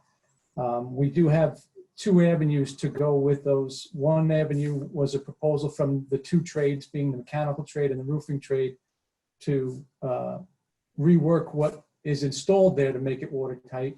This other proposal that Ken is putting together now is to use these independent duct supports, which I think are a better solution than what was originally proposed in the contract, and then just roof over and leave in place the duct supports that are there so that they're no longer a vulnerability.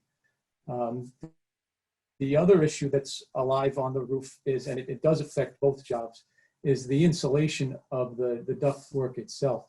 So we've had conversations with the mechanical trade and with the supplier of the insulation. And again, not to get into too many details here, but essentially what ends up happening is the duct is insulated, it gets a waterproof wrap on it, and then there's this hard metal covering that gets installed on top of it. And the question was asked of DTC was, if the waterproofing comes from this membrane, why are we putting all of these screws through this membrane?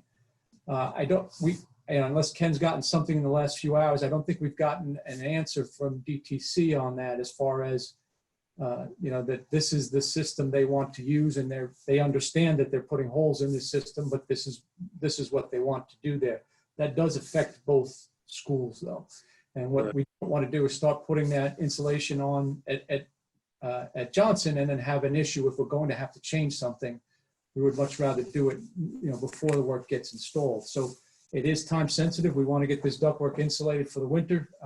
We want to get it insulated at Rockwell to be done with the work. But at this point, we have some pieces to put together to be able to give you an honest answer to that question and tell you what's the best solution for that ductwork. Okay, that's good. Now, but I still have my concerns, so going back to, the design and, the products and as far as what we picked, obviously knowing that we wanted to have a warranted roof. I really have a concern why we would have a change order on a, roof that really wasn't built for the design criteria that we were looking for, or it seems that you're hinting at that now, and maybe this is premature, but I think you know which way I'm going, Jim. I do, and I'm trying to be as forthright with you as possible. Yep. Yes, the contractors feel very strongly they provided what was in the plans and specs. So yes, there's going to be whatever it is, a claim, or proceed under protest. There's going to be a disagreement or an argument over the costs to do that. What I'm trying to do is find what's the most economical and best solution for what's up there. Okay. Yeah. Okay. That's fine. Yeah. No question. We've got to get it solved again, like all the rest of it. Yes. So, but was there a different design on each roof on Johnson, different design on Johnson than on Rockwell?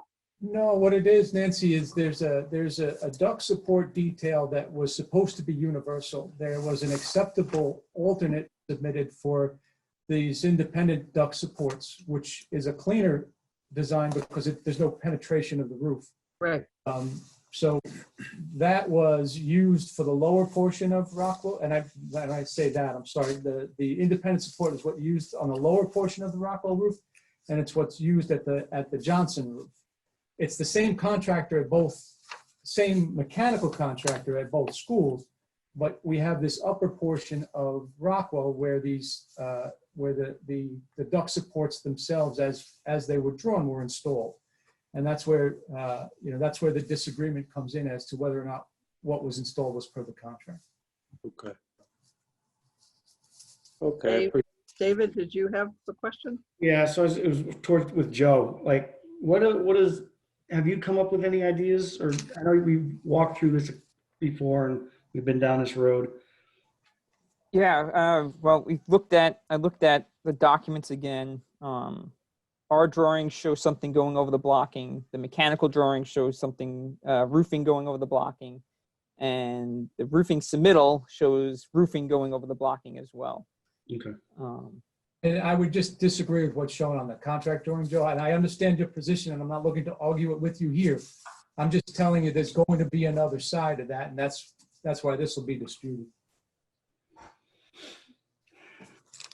Okay. What about the ductwork itself? That aluminum wrap that's on it, they're putting, thousands of Tech screws through it. Has that been brought up as to leakage and? Yeah, I'm sorry, Dave, that's the earlier discussion we were just having where we've had the conversations with the insulator, the manufacturer. Right. What's the actual waterproofing? And it's actually the membrane that goes around the insulation, have this hard cover that we're now putting hundreds of screws into. So we're just trying to get an answer, Okay. get a review from DTC on the specific question of, you understand we're putting hundreds of screws into that waterproofing. Yes, not so waterproof anymore. Right. I have a question, Jim. What about the gas pipes? Have they been secured? Yes. That came up on a couple items from Perkins Eastman. Actually, we addressed it through Chris's items over at Johnson. I'll go back, Bob, but I believe we took care of all of that for Chris, or he wouldn't have even let us, he wouldn't have let us go very far if we hadn't done that. Okay, thank you. He had issues at Rockwell too. Was it addressed there? I can check for you, Joe. I specifically remember walking Johnson with him, but I can tell you that I walked the support issue at Rockwell with him. We walked the gas line, but when we walked it, nothing came up on the supports. Yeah, no, there was some stuff on DTC's punch list for that.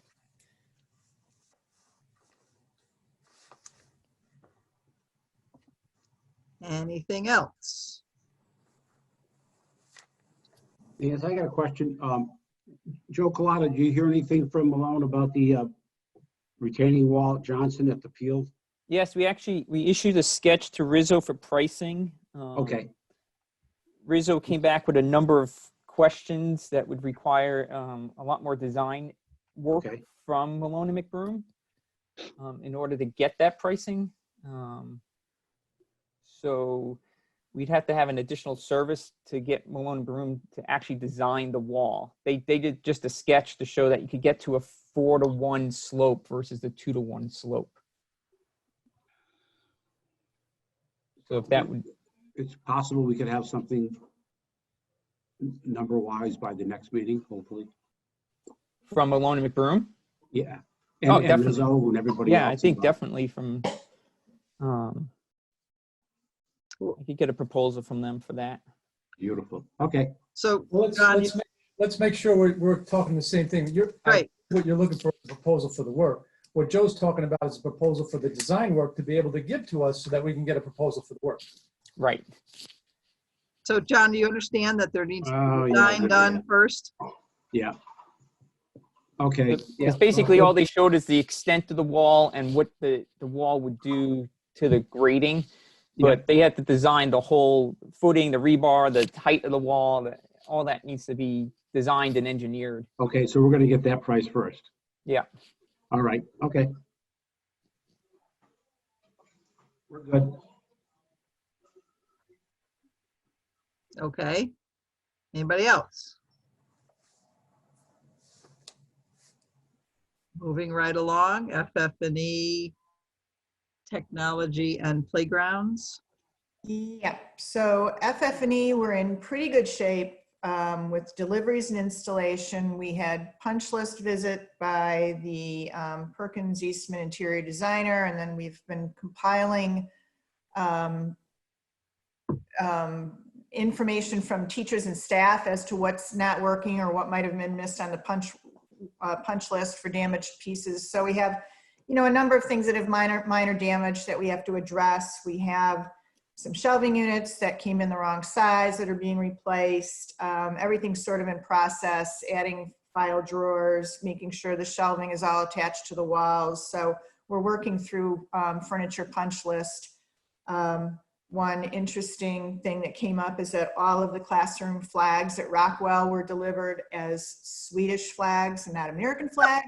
So those replacements are coming today. So, you know, there's always something fun in the project as well as all the problems. How did that happen? I don't even know why a vendor would be stocking 22 classroom flags for the country of Sweden. I don't know, but anyways, It's not even the right color. they're blue and white, I think. So Oh, I thought they were gold and blue. gold and blue with a little white, yeah. So, and they're not requesting them back. So honestly, I was going to tell Bob, put them up on eBay or something. But you own, you know, you already own the flags from for Sweden. But those will be, the replacements will be in this week. So we're moving through the furniture punch list, and I think we're in pretty good shape, especially working with the teachers on what they're finding works and doesn't work. On technology, there seem to be some significant functional issues, but we're not sure where the problem is. And so, as Bob mentioned, tomorrow, ESC, who is the AV contractor on the owner's side, so supplying all of the visual display boards and speakers and things like that, will be on site.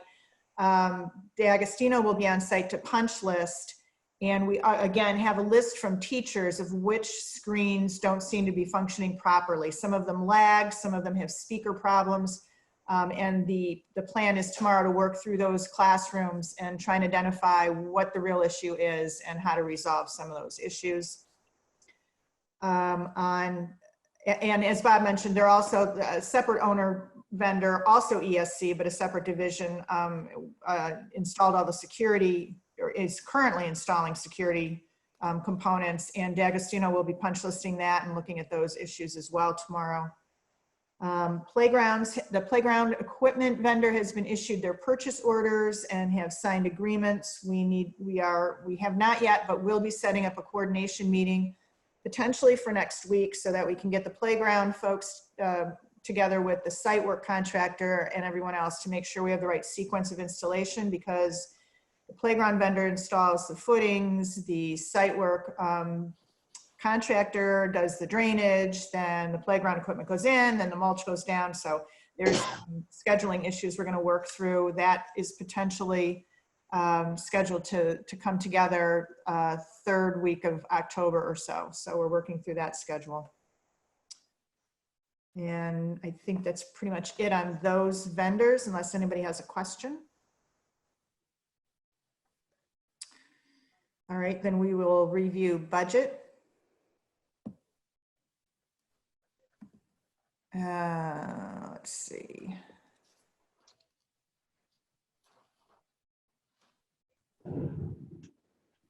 Whoop. Lost my screen. We can see it. Okay. So at Johnson, our usual review is that we've expended 71% of the project costs at Johnson to date, 77% of the construction manager's contract for construction, which is later. I mean, we're a little bit behind where we usually are, because later this evening we'll approve the August 31st requisition for Rizzo. So this is sort of pre that approval. So this is certainly in line with what we're seeing, probably a little short of the completion that we're seeing on construction. And as I discussed earlier in the meeting, the owner's contingency at Johnson continues to be a little in excess of $2 million. And the construction manager contingency, so that's at 500,000-ish, 532, is that? Correct. So that's still. No, it's a lot lower. I'm sure it's a lot lower, because I think they're picking up. Right. This was as of the July 31st requisition, but I think that in the process of completing the job, we'll see tonight, we can we can look at that on their requisition, where the balance is on the construction manager's contingency. I suspect that they are continuing to expend money in an effort to close out, to complete work.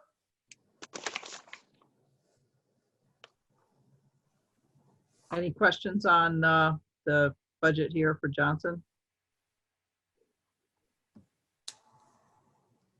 And Rockwell, similarly, we're billed out to 74% of the project costs. Again, it doesn't, and 76% of the Rizzo construction contract, again, doesn't include the August requisition that we'll see tonight. And of course, at Rockwell, we're down to $171,000 worth of owner contingency. But when we look at the PCO log in a minute, we'll see that that has the potential to certainly all be committed very shortly. So with our ongoing discussion of having a healthier owner's contingency at Johnson, and we've had the discussions of being able to hopefully move money over from Johnson to Rockwell, especially on many of the abatement, hazardous materials, et cetera, et cetera. And in discussions of it months and months and months ago, we pretty much came to the conclusion that the town would be okay with that, but we're having still to consider whether the state is going to be okay with it. Correct. Now, I know in talking with Enviromed, they're supposed to present their final invoice for monitoring services this week, and we believe that abatement activity at Rockwell is also completed. So we are very close to being able to come up with a dollar amount with which to approach the state for additional funding commitment or additional reimbursement commitment based on the amount of environmental issues, based on the cost of environmental issues at Rockwell. You know, that one shot asked them to cover more money that Dr. Carver has been talking about since the very beginning of the project. I think we should be able to make that approach in the next week or so. And are there other costs at Rockwell that we could easily move over from Johnson and have the state be okay with it, or is that too chancy? The answer is they are separate projects, and that money expended in the interest of Rockwell needs to stay at Rockwell. So even something like, you know, the bump outs that were big unforeseen wouldn't be something that would be okay to move over. You mean into the environmental bucket that's presented to the state? No, well, just to move it over to use it from Johnson to Rockwell because we need it. So, right. So in terms of the state's accounting method requires expenditures at each project to be completely separate. Understanding that we are likely to exceed the owner's contingency at Rockwell, we're going to have to work on the town level to determine a method by which money gets allocated to the project once the budget is exceeded. And I'm guessing that that's an exercise with the finance department in understanding how we track how that money moves in order to ensure that across both schools, we don't exceed the total referendum approval. Right. But that we track where the money's going once we exceed the Rockwell state approval number. So we could be faced with, in the town, moving money from Johnson to Rockwell, but then not getting reimbursed by the state for it. Technically, yes. I'm not even I'm not sure that, actually, I don't even know how the town is accounting for the two projects, whether it is out of a single fund account or whether it's out of two separate fund accounts, and whether they're just tracking invoices against, you know, each project. I've never really sat down and talked to Lauren about that. And this is probably a good time to figure that out, because I think we're pretty sure to need to, I hesitate to characterize it as move money, but we're going to have to figure out how to account for, you know, ongoing expenditures at Rockwell that exceed the state's approved budget amount, which is the, you know, at the top of this form, it's the $24,723,432. That's what the state thinks we're spending on the project. Even before we started, we thought that based on some estimated costs and also on the way the GMP came in, we already knew that this project at Rockwell was likely to cost $26,130,332. We started this project believing there was going to be a $1.5 million deficit here. Right. So Yeah, I do remember that. And I do remember that that's part of the reason why we had started the discussion and even brought Marty Lawler in too, Right. to see sort of like legally where we go with this. So it might be good to have that conversation with finance to see. I'm sure it's one big bucket of money, but it's being tracked separately. Because I'm sure I can't say I'm sure, but I'm sure they've had to look into some bonds, et cetera. right. To, So I'll do that. I'll set up a meeting with Bob and staff, and we'll look at these budget tracking reports, because this will show them where we are. I'm sure they have their own budget tracking, obviously, but some of this includes a projection of where we're going to be. And then because I'm sure that their records kind of lag, right? Because as you approve invoices, they pay them, and then they look and see where they are against budget. right. I'll schedule a meeting to sit down and see whether we can strategize how to move forward as we approach the budget limit on Rockwell. Right. And you could probably, Berlin, we need to make that meeting for be next week. Yes, that would be great. And because I think if we will potentially need probably to bring in Marty Lawler once we understand what finance can do. I'm sure that they're going to want to have some reassurance on the legal side that what they're doing is correct. So why don't you and I speak tomorrow, and let's get that set up. Also, Okay, yep. and I think, Lauren is, her last day is October 9th. where's she going? She's moving to Florida. Oh my God. Yes, we have to have this meeting next week, because I don't know if they're hiring or just Brad's going to take over or what, but this is going to be. They've hired, I haven't met the person they have hired yet. Oh, good. Okay. But we really need Bob Kozlowski and Brad and Marty. Yeah, absolutely. And Lauren at this point, because she has the detailed ledger. So I would say we have to schedule it for next week. Okay. We'll do that first thing in the morning. Okay. And then I think before you meet, you could probably take the two tracking budgets that you have and update them based on what we approved tonight. Yes, and then I'm also going to bring to them, what we're looking, like the PCO log, the potential liability for things that are still outstanding there, the list that Ken provided in his email today. We'll get some more numbers attached to it. Because I'm sure the first question would be, well, where do you think, the total project is moving towards in terms of expenditures? So we'll get that going right away. Okay. And then are there other spots on the budget that I know you did some way early, you did some moving around of stuff. Yeah, there's nothing currently as we, obviously most of the invoices that we'll approve later today, we're starting to do the furniture invoices. So we'll start to plug those into these areas. We're in good shape on relocation costs so far. We haven't seen the latest invoices from them, but we're significantly under the budgeted amount. I don't know that there's any risk anywhere farther down the line. Hopefully with the playground equipment, we don't run into any big glitches. I don't think we will.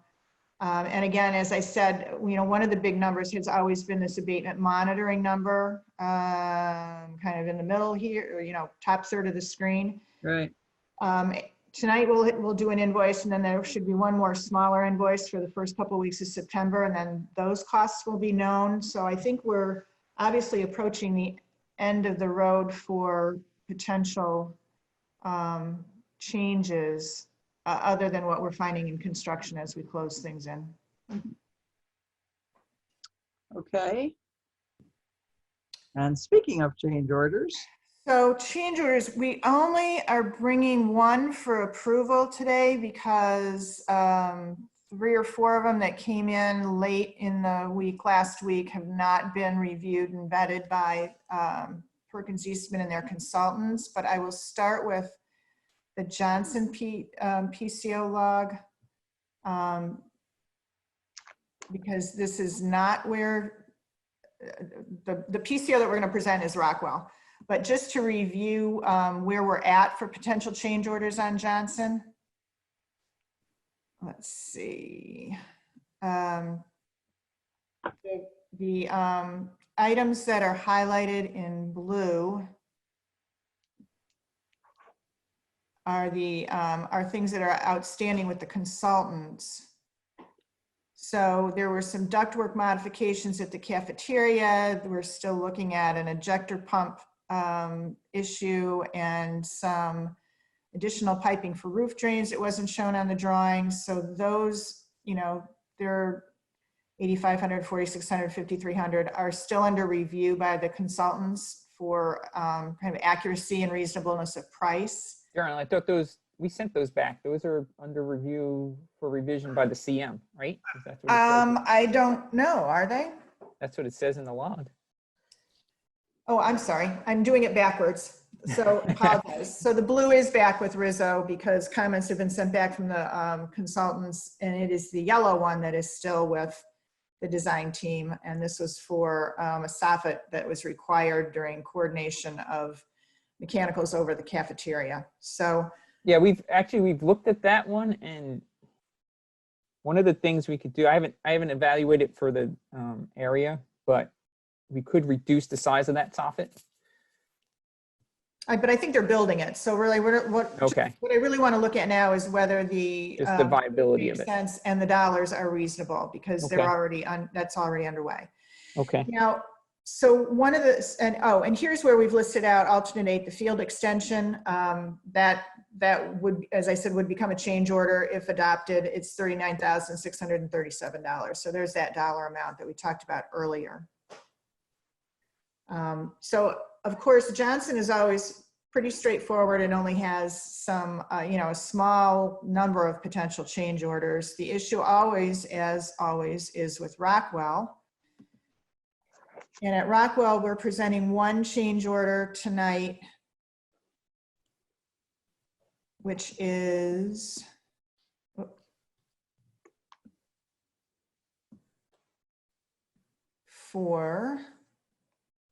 it is PCO 75, and it is for the remainder of the concrete floor replacement. So to recap, many areas of the existing concrete floor had to be abated because of PCV paint, and the best way to do that for the schedule was to take up the entire concrete slab in many areas.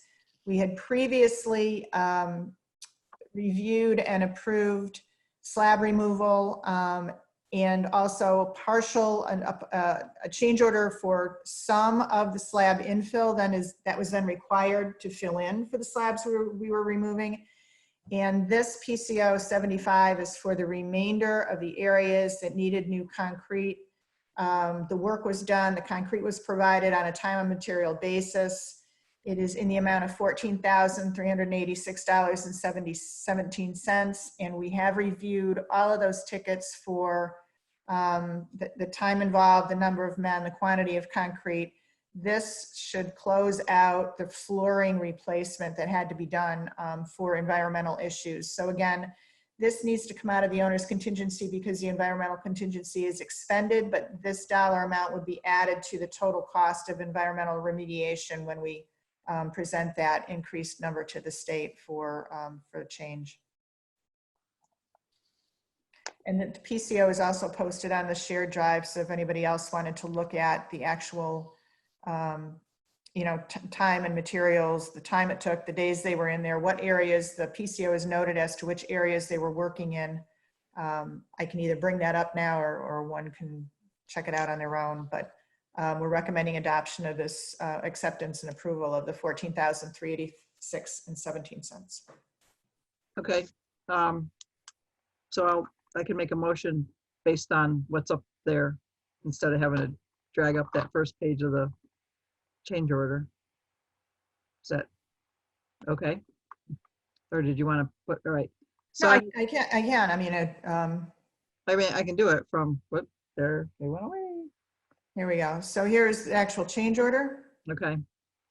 So I'll make a motion that we approve change order number 75 for Rockwell School for the rest of the concrete slab infills in the amount of $14,386.17. And Second even the from motion. this, oh, sorry. So John Menti seconded it and we can discuss more. So even from this cover sheet, we see that it is for additional concrete floors in 4 rooms and at the loading dock. So just to peruse through, use their totals and then their ticket for time and materials. Okay. Any questions or any more discussion on this? Okay, we'll take a vote. All in favor? Aye. Aye. Is anybody opposed? Gonna have to wave your hands or shout or unmute yourself or whatever. Everybody's good. Okay, motion carries. So now, are we in a place, Geraldine, where I know you usually lump the different change orders together before putting something together to have Matt approve and sign? So yes, I would say we probably are. The items here, for instance, at Rockwell that are shown with a 6 in the far right column, that's projected for change order 6. We have Okay. change order 5 approved by Matt and on its way to the state. But now that I see 1, 2, 3, 4, 5, 6, potentially 7 items here, we probably would want to have Perkins Eastman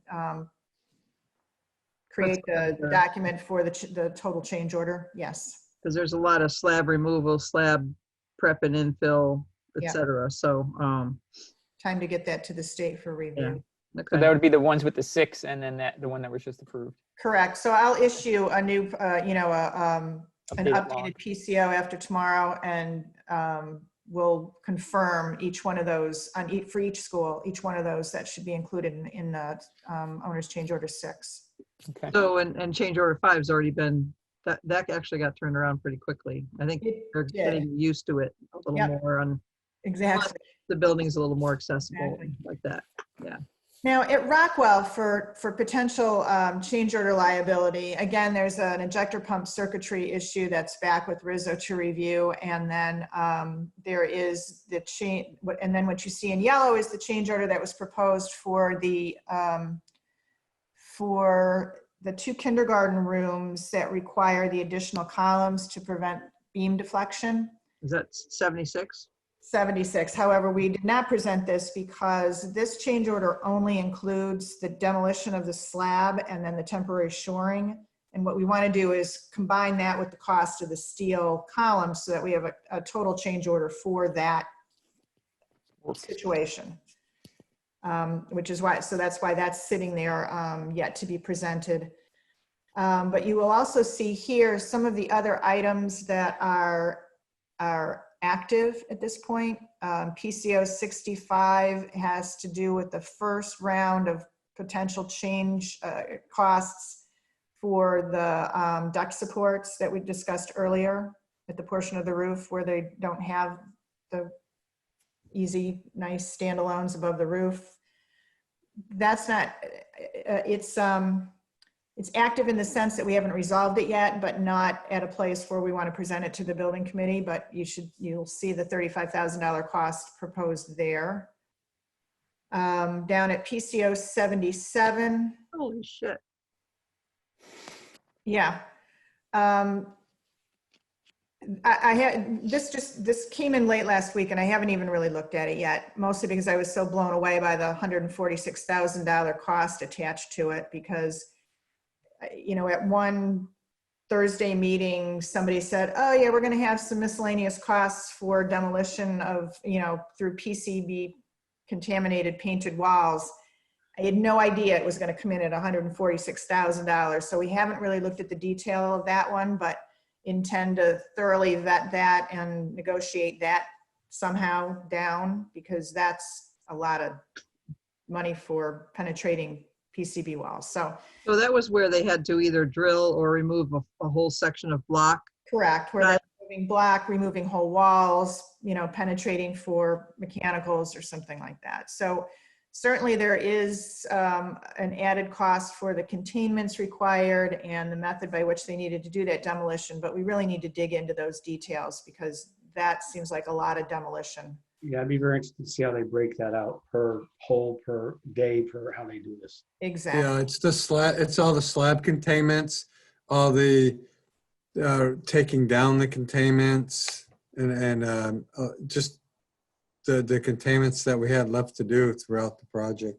Yeah, and that's why I just say we need to look at that more closely before we present it to you and make a recommendation. Correct. The concrete, the removal of the concrete all has to get bagged and put into dumpsters, and Yep. so there's quite a bit of cost for that. Sure. No, I completely understand that, Ken. I'm not arguing that fact. I'm just curious as to how it's like, how many holes were, how much work was actually done. That's all I'm. Sure. And that's what we'll review. And similarly for this PCO 78, now, we talked a couple of times about the fact that there was a unstable CMU wall above the media center ceiling. Right. Just what surprised me when we finally got the bill for taking out the concrete block, it's in excess of $22,000. So again, we need to look at this more closely before we present it and see where all that money was being expended, because it's the early the RFI that generated this whole decision to remove the wall characterized it as 25 feet of concrete block wall, and at 22,000, that's a lot of money per foot to remove concrete block. So do we happen to have any like before pictures and after pictures, anything like that possibly? we do have some. I wouldn't say that they're, at Yeah, least we the have ones that I've pictures. seen are not. Because I think that would help us better understand, For sure. okay, is this, if it's 25 feet, but X, Y, Z was involved, that's how they reached this number, great. Or if it's 25 feet, they did it with 2 guys in a day. Yeah. How would you reach that number? So Exactly. If they just had like a big barrel under there and they just dumped the concrete in, so yeah. So again, that's just a potential liability we have here, and we're going to look at the numbers as presented and make a recommendation to you. We'll look, structural engineer will look, and then we'll have a complete package of information. thank you. So those are what we've been presented with for PCOs. And what might be coming up in the near future. Nancy, I have a question for Geraldine. Sure. Is there a change order for that fencing up behind the bus loop from split rail to chain link? Yes, and I think you already approved that. We did. Oh, okay. Yeah, that was- Yeah. We were told there's a track meet coming, so we got the proposal and approved it so that they can get the fence up. Okay, thank you. Which Sure. one was it? No, so Ken, you're saying the building committee hasn't seen it yet, but you've done the work and. They haven't. I knew that we needed to get it going, so it's just a matter of it's a 5-foot chain link fence. It was for like, I think $3,900, and it was, they need the fence up there for the Yeah. track, so we were going with it. All right, so I take it back. So we did not present that, but we will look at that when those numbers come in as well. And But know that the work is done, so that's always good. So that's, Nancy, what I have on change orders and Okay. review of potential liabilities coming up. So next bullet on the agenda is the Rockwell Boiler Room floor. John Menti, do we have anything? Well, Nancy, the embarrassing thing here is the proposal was sent to be signed, and I got an email 2 days ago from Malcolm Beal from Smith and Sampson, and he never received a signed copy from the Yep. town. Right. So made contact with the selectman's office, and it's going to be signed and sent out. Hopefully it was done today, if not tomorrow. That's all I know right now. Well, is that holding up their Yes. doing the report? Okay. Yes, yes. So he's come out to check things out. They just Yes. haven't completed. Okay. Right. All right. I He checked- may have worked on it at this point, but Right. they're not going to release anything Right. until they get some written agreement. Right. Well, Matt did have a lot of questions for you and me. Right. And then there was Labor Day, and now we're here. So yeah, I'll check in with him again tomorrow to see if he either found the original or got the email copy that I sent. Thank you. Okay, next item on the agenda, professional services, additional services requests. So we actually have two now. We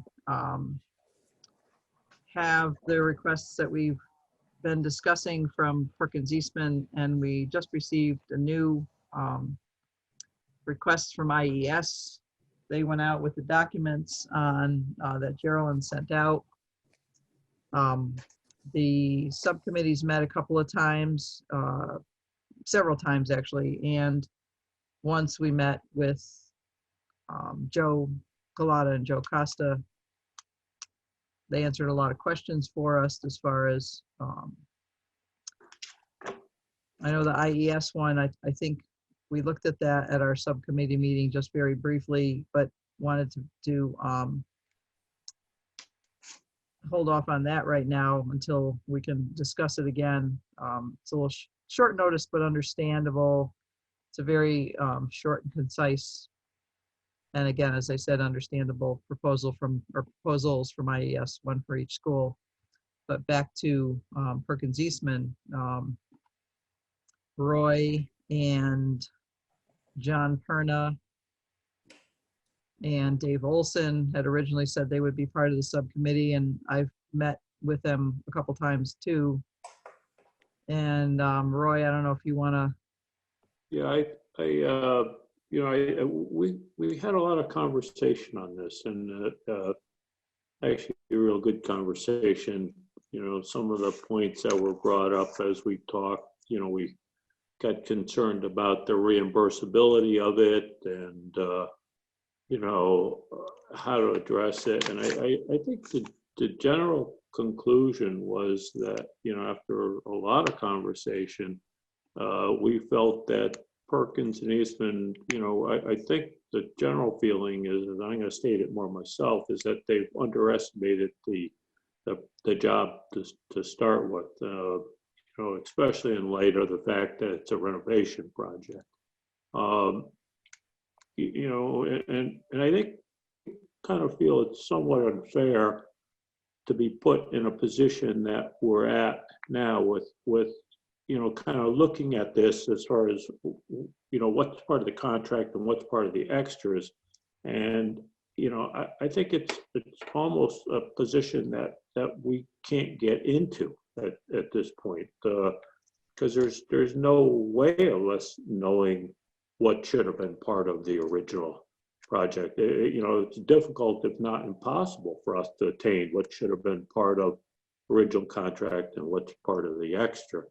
So, and I think we just had a lot of general questions. We questioned whether, you know, it would even be allowable with Marty Lawler, you know, running it by that side. We were actually gonna drop a note to Marty also have some further discussion, but I think that's just the general direction we kind of came back to. So Nancy, I don't know if there's items that you need to add to that, or. Well, and I think we do understand that there are some, I don't know if you would call them extras, or it would be almost like a change order type things, that there are things on the project that did come up that are definitely unforeseen circumstances that required attention of the design team.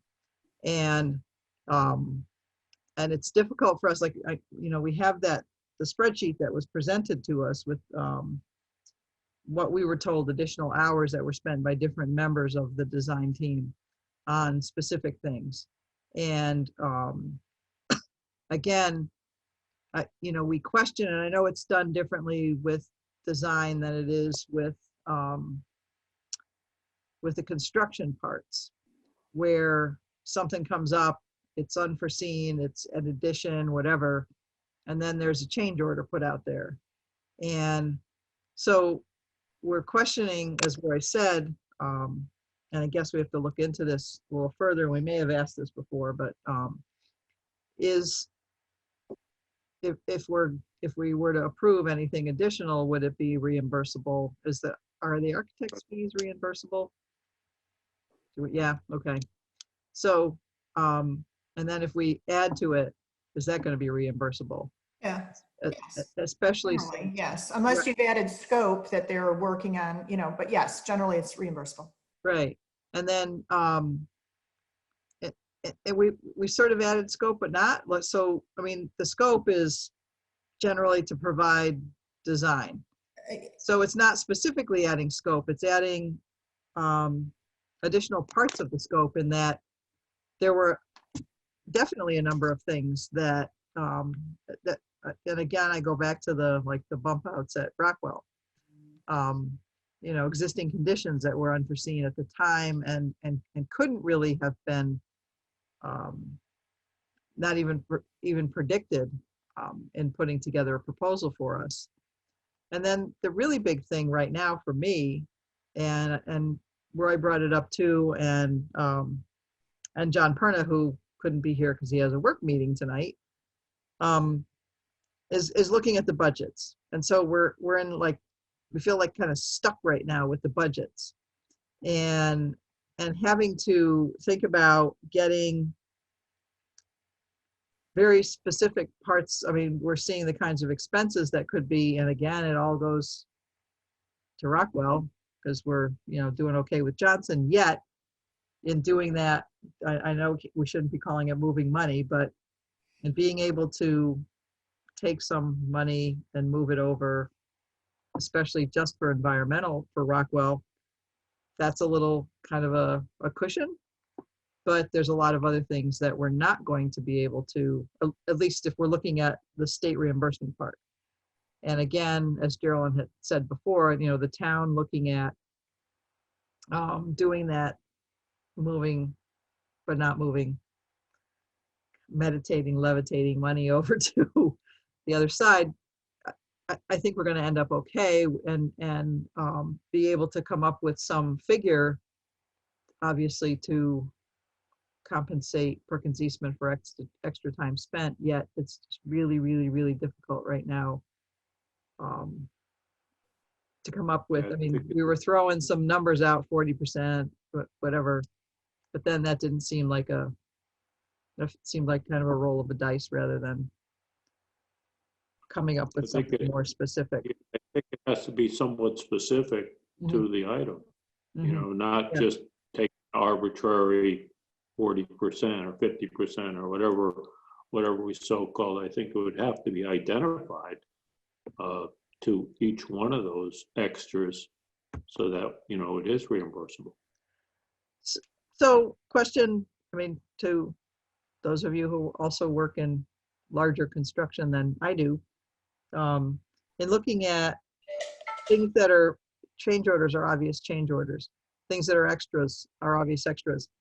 In the design process, do extras or something that might be considered like this a change order come up and are dealt with throughout the project in more timely fashion rather than a big lump sum. Yes. Dave Horvath is shaking his head. So what do you got to say about that, Dave? No, absolutely. Whenever there's a change on anything, construction meetings, it should come up within a week.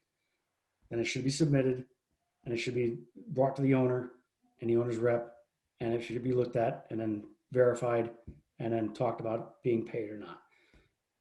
It shouldn't go more than a month, in my opinion. I've never seen it go more than a month. When in the past, when we've had people come up and say, here's a change for $8,000 for this, that happened 3 months ago. Sorry, why'd you wait 3 months to bring it to us? Mhm. That's not, you're running a budget. You got to stay on top of your budget. If you don't stay on top of your budget, you're going to fall behind. Well, whose fault is that? You got to manage your account. It's like, just like anything with money. If you don't manage your accounts properly, you're going to fall behind. You're going to end up with a shortage. And the biggest thing for us is to continue looking at that bottom line for the projects. There's no way we're going over that. No way. No, can't happen. Nope. Can't. So it's not, we're not throwing it out. We need to have another committee meeting and perhaps even another committee meeting, including Joe and Joe. Because even though we actually got a lot of questions answered at the meeting we had with Joe and Joe, as far as, and they've talked about this before in the past few months, where their construction administration costs have actually been lower than what they had projected. It was that earlier, it was the earlier construction administration costs that were getting largely absorbed by lots of time spent on a number of different items and issues at both schools. And I think, and Roy, you can correct me if I'm wrong, I'm remembering a prediction from them. So we had the spreadsheets which showed and just to kind of keep everybody updated, the spreadsheets that were sent out in July showed their amount not to exceed for Johnson at 184,800, so $184,800. And then at Rockwell, 123,000. And the prediction that we got when we met last month with Joe and Joe was final through the end of December, is what I'm remembering, Roy. Yep. For Johnson, about 140, and for Rockwell, 90,000. Is that what I'm remembering correctly? I don't have it right in front of me. I thought it was in the area of 210. So Yeah, so that equals about 220. So, or actually it was more like 85 for Rockwell, 133 for Johnson. So we rounded up a little bit. Yeah, that's what I was thinking. Yeah, Yep. yeah. So 133,000 for Johnson, 85,000 for Rockwell. And even those amounts, as we look at that,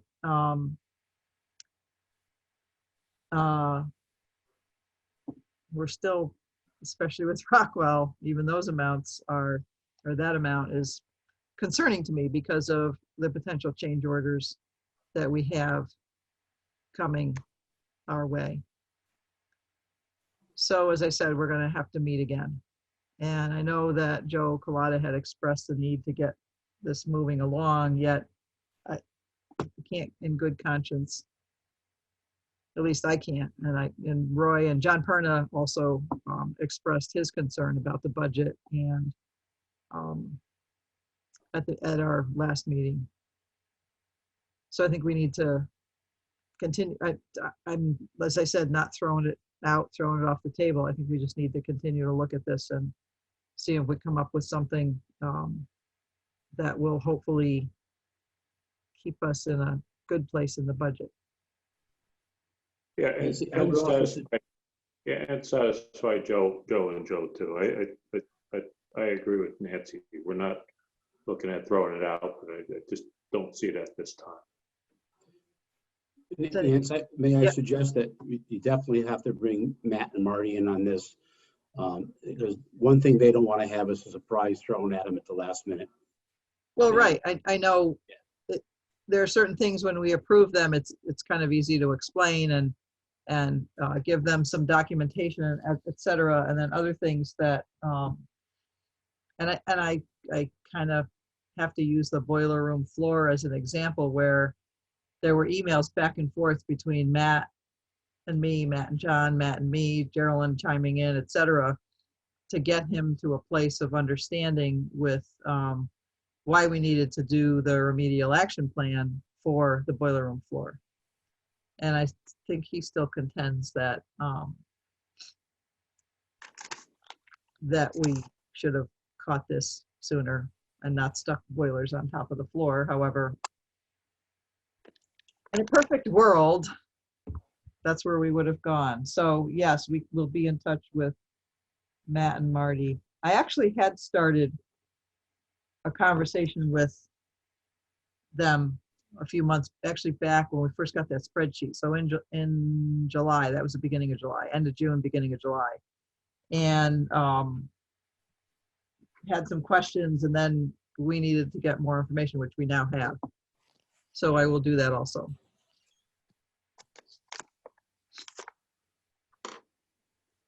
All right, any comments, questions, or et cetera on any of that? I guess Nancy, just let me and Joe know when you want to meet, because we will be available for that. Yeah, definitely. And if Marty or Matt needs to talk to Joe. Right, so I think what we need, we need to find out from them if they want to be a part of a whole meeting or whether they want to just have the two of them and Joe with one or two of us. You know, I'll find that out from them. All right. And again, we're not dropping it. We're looking at it from all angles. Because our quote bean counters are the entire town of Bethel. So we're going to have to take that into consideration. Anything else? Because we have, the next is just invoices, not just, there's a lot of them, but invoice review and approvals. So if there's any other project pieces and parts that I'm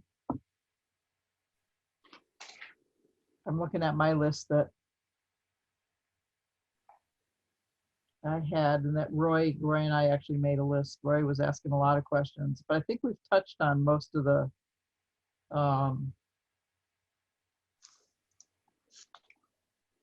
yeah. Oh, I guess I'm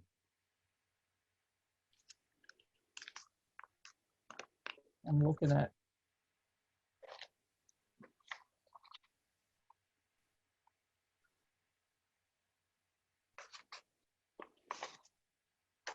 So the whole thing, and I think it's at Rockwell with the bathroom floors that were found after you looked at it from underneath to be, I guess you could say, rotting, if concrete can rot. Concrete and steel can rot. I think, Rizzo, you're still in the, Ken and Jim, you're still in the process of putting together costs on that. Yes. But that's going to be something that's going to have to be done from above. Above and below. We got hard ceilings down below that we'd have to take apart, and above we'd have to, take a lot of things apart just to get to the areas where we have to do demolition. You know. So that's got to be a time when school's like out. Yes, it would. Yep, correct. And you're looking at what kind of time frame do you think that might be? A week, 2 weeks? All of a week. It's probably going to take a little bit more than that. You know, it would be 7 days to 10 days, probably, realistically. You got to weld in you got to take it all out and weld in the deck, and you know, get the concrete in there, it's going to take a little bit of time. Because the taking apart isn't just like demolition at this point. We've got to take apart the new partitions. And if we have, I don't think we're going to have to take toilets out, but you know, there's just going to be a lot of protection, things like that. How can you not take toilets out if you're jackhammering up the floor? Right. And what about that insulation that had to get taken out because it was a So- potential fire hazard? I get pricing from Mackenzie, who does this type of work. Yeah. And they gave me a price for each school, and right now we're at 50,000 for Rockwell and 70,000 for Johnson. And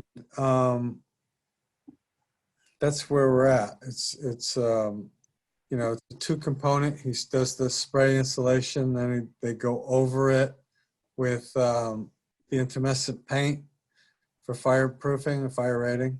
Mhm.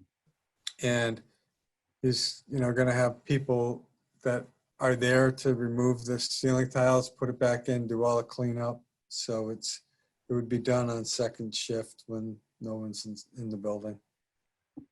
Okay. Ken, Would you question. need more than a couple days on that, Ken? What are you talking about? Have to be done like on a week off or something?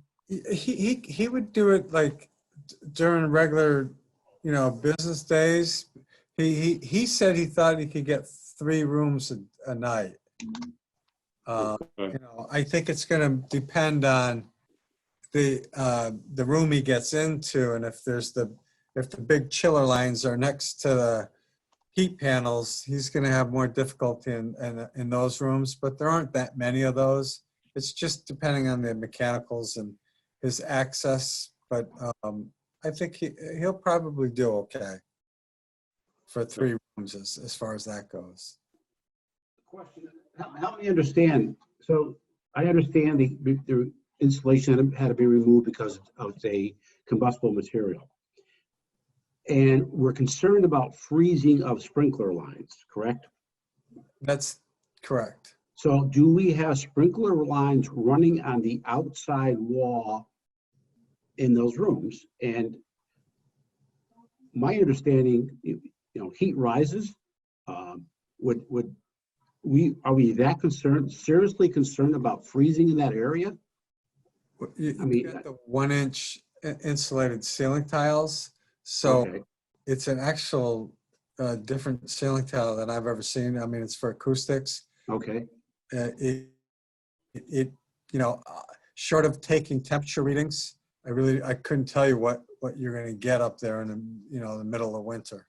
So the other question I had, and again, looking at, would it be cheaper or economical to put some type of a heat strip, radiant heat in there, set it at a temperature of, let's say, 45 degrees. So when it reaches that, it goes on.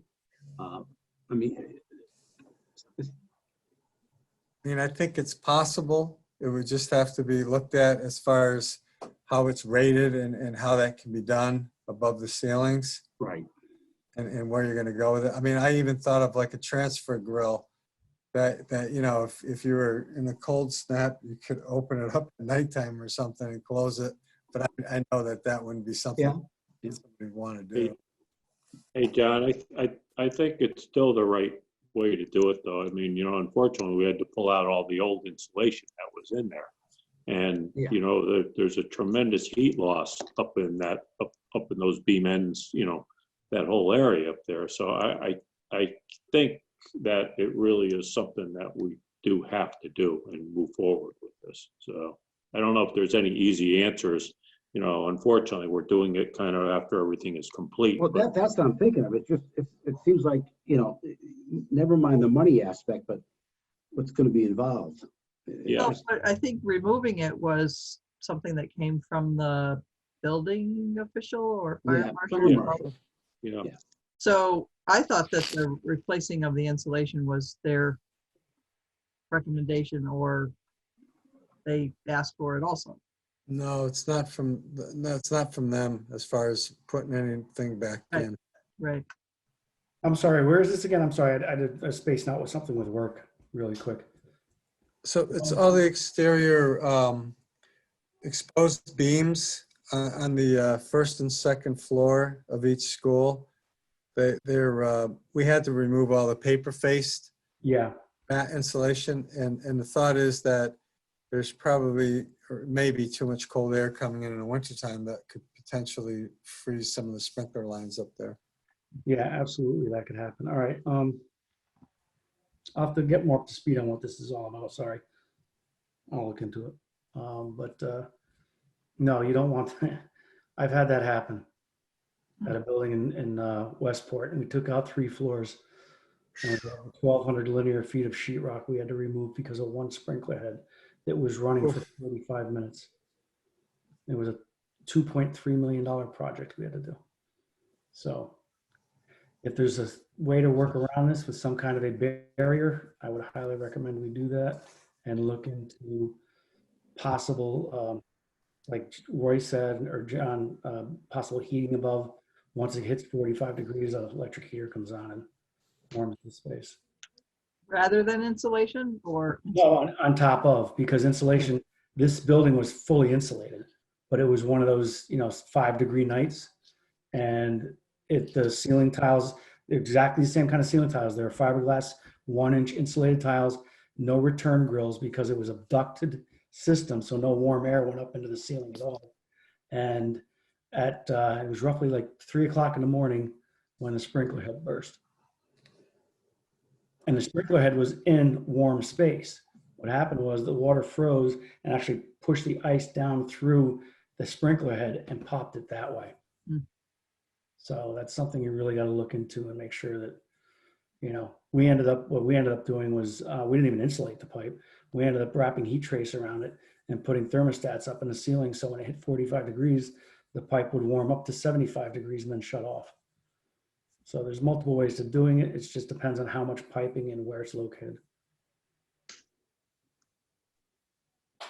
Okay, Can I ask a question? sure. Is it possible to egg crate that ceiling, at least one or 2 tiles, so they can transfer the heat from the room up into that space? Or is that a noise issue? Yeah, that would be a noise issue with the acoustics. Plus, Bob, if you get draft, you're going to get the draft coming down through the egg crate into the classroom. Yeah. The best thing is to seal up outside walls. That's Mhm. what the best solution Yeah. is. I 'Cause it's going to agree. stop any draft. It's going to stop heat from coming in. It's going to stop the cold from coming in. Yeah. Gotcha. Okay. All right, and one of the things to note is this insulation was not included in the energy model, so your building with this insulation will perform better than the energy model as Right. previously indicated. So you'll see some savings long-term because you have a better envelope I than what the agree with energy you, model Joe. accounted for. Yeah, I agree with you, Joe. I think it's, like, 'cause all of our older buildings, we've always gone back and redone them because that is one of the largest heat loss areas of the building. Yeah. Maybe as a stopgap, Bob, you throw a sensor above there with the BMS and set it to 45 degrees. And if it goes off, you got to do something. Other than that, it could get very expensive very quickly. As long as the insulation goes up, we'll have to try it. But you got to worry about wind and all that fun stuff too, and seepage. So That's just it. That's where at least the foam will at least, seal the penetrations. Yep. Okay, good. All right, so. Nancy, can, Yeah, can, yeah. can someone re-explain that, the bathroom thing? This taking out the floor? Yeah, So where is this? At Rockwell, the gang bathrooms in the center of the building. On both floors? Well, it Just the second floor. affects the second floor, but in order to access the bottom, you have to open up the ceilings in those bathrooms. And So how did you find that it's so not strong enough? after the demolition was done, and the demolition was all under containment, so we couldn't go in during the demolition. The building officials, we were walking through, and Chris sent out an email asking what is going to be done with this, and that's really where it came up. But the bathrooms were finished Well, upstairs was because before we found it? yeah, the downstairs was still in service. And so it's a hard ceiling. So we couldn't, there was just no reason for us to go in and disturb the downstairs because they were still using the space. So it's partly the sequence of when it was discovered. correct. Yeah. If we suppose if the downstairs was done first, we would have seen it sooner. So at Rockwell, if I'm remembering correctly, the first floor was occupied while the second floor was being demolished and finished. Correct. And then we were going to switch over and move them from downstairs to upstairs. So that upstairs surface of the floor looked fine. But when Right. we're doing the demolition from underneath, and because it wasn't a tile ceiling that could be removed, once the demolition was happening, and it was happening under containment, so the whole area was sealed off, when they got the ceiling down, they could look up and see those floor decks were deteriorating from underneath. Okay, I understand now. Yeah, it's not an opportune thing to have happen. So it wasn't the subfloor it wasn't obvious that the flooring we were tiling was not adequately secure That's, No, you wouldn't until see you it. could see from, Yeah. okay, I get it. The metal pan that holds the concrete was all deteriorated. Okay. actually, yeah, because it's not the concrete itself, but Right. those, and that's partly just bathroom kinds of things because of the way bathrooms are constructed and water needs. Well, to that be- was my next question, Nancy. It would only be the bathroom area. It wouldn't be the entire. Well, right, because I think part of the reason why there were pans there was because it's a bathroom. And even Okay, back, all even right. back then, some sort of pan was probably required in a bathroom area just in case some kind of plumbing sort of thing happened. Okay, It would all right. supposedly contain the water before it went somewhere else and made more problems. Yeah, It's not it's the actually, trusses holding up the entire What, did somebody just jump in with something? I was going to say, it's actually an early form of a composite deck. Ah, okay, So the original hope was that the decking was just formwork, but after a little bit of research and digging through the existing documents and structural engineering, going back and reviewing it, it was determined that the deck is actually part of the structural system for the metal is part of the structural system for the deck, and not just formwork. not just a pan to keep Yeah. water from going places, got it. Right. So it was, But Joe Collada, this would be specific to the lavatories. Yeah, we're thinking what happened is the seal on the existing toilets over the years must have been deteriorated a little bit and letting some water through. And then it corroded the deck and it corroded a little bit of the concrete at the deck as well. Okay, all right. and is it the entire bathroom or just the toilet areas? I think it's right around 2 of the toilets was. But you pretty still have to go extensive. back far enough to be able to weld a new pan into place to Right. create enough support to pour the concrete and, And then remove a portion of the concrete to fill the hole properly. yeah, okay.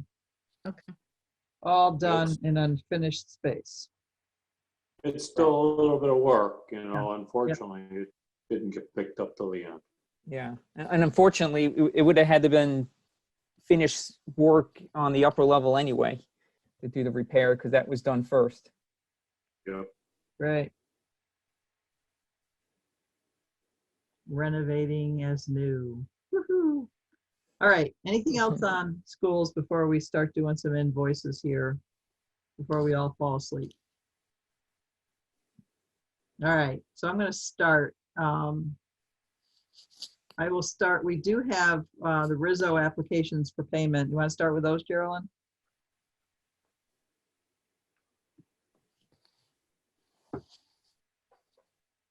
Nope. Where'd he go? Good, that's what I have up as Johnson, because I'm checking them off as I go. So as usual, I'll do motions, and if there's questions, et cetera, jump in. So I make a motion that we approve Rizzo application for payment number 18 for Johnson School. Anything else we need to know? No. In the amount of $2,807,813.09. Second. Second, John Menti. Any questions, et cetera? Obviously, these all got reviewed. I know they were under review last time and weren't complete. All in favor? Aye. Aye. Anybody opposed? Done. And as usual, this is the stack of documents that are on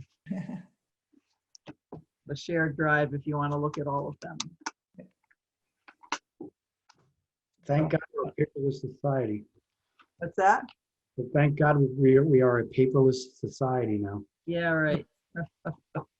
Yeah, you don't all have to look at all these, but they have to be kept on record by the town, and I don't know whether they're scanning them all or keeping them for a period of time.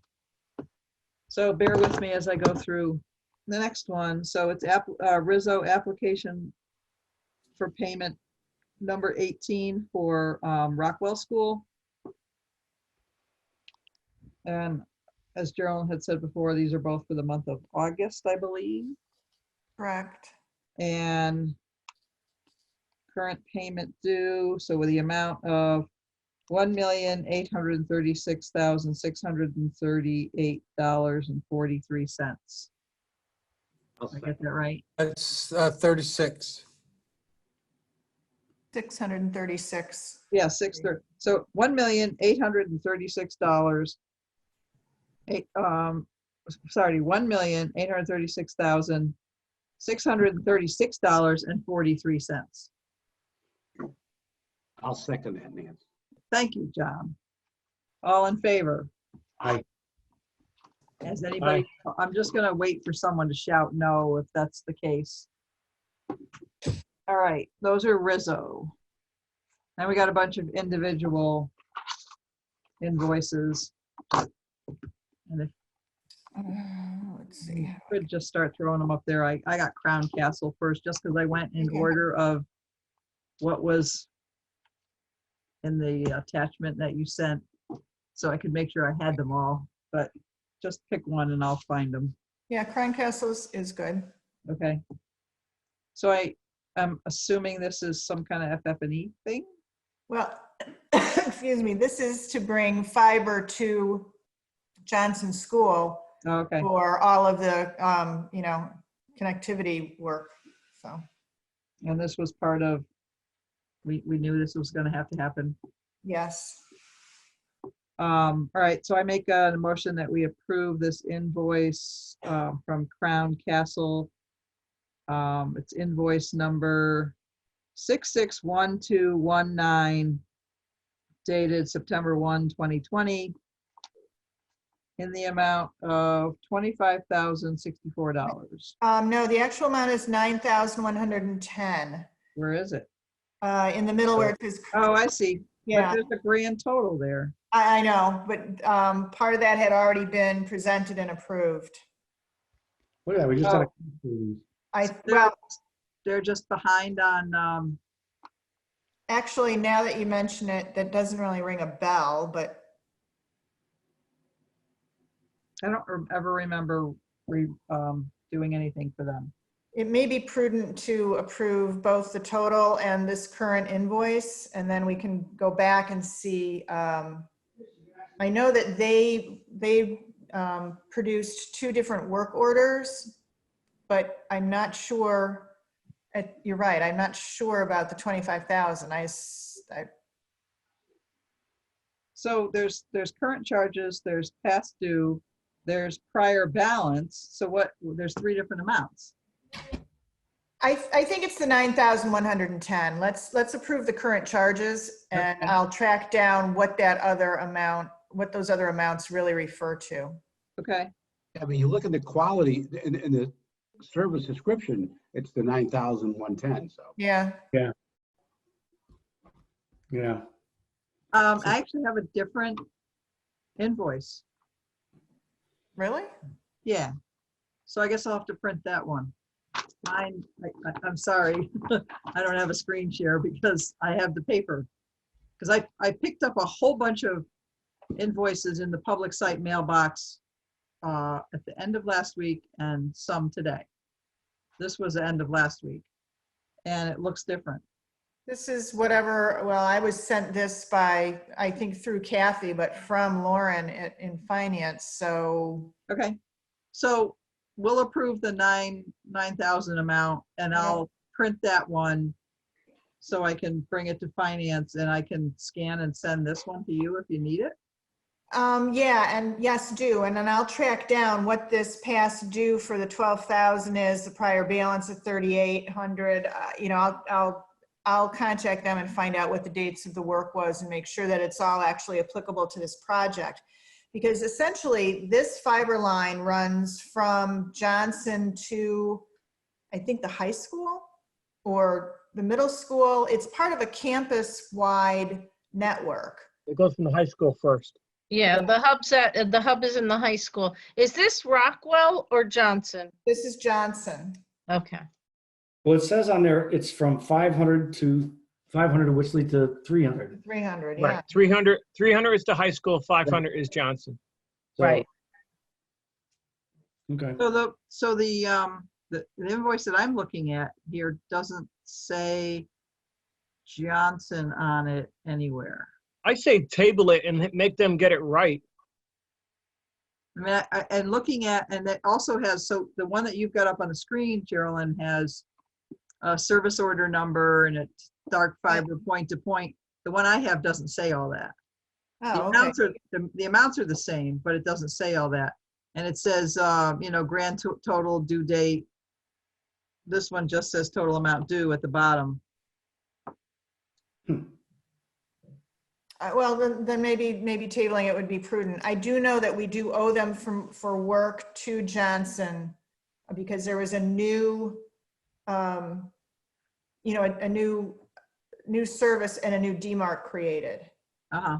So I guess I just want to confirm that this is all of it, or this is the part that applies to our project. If there are other Crown Castle bills circulating, you know, at the district or the town, we would want to nail that down.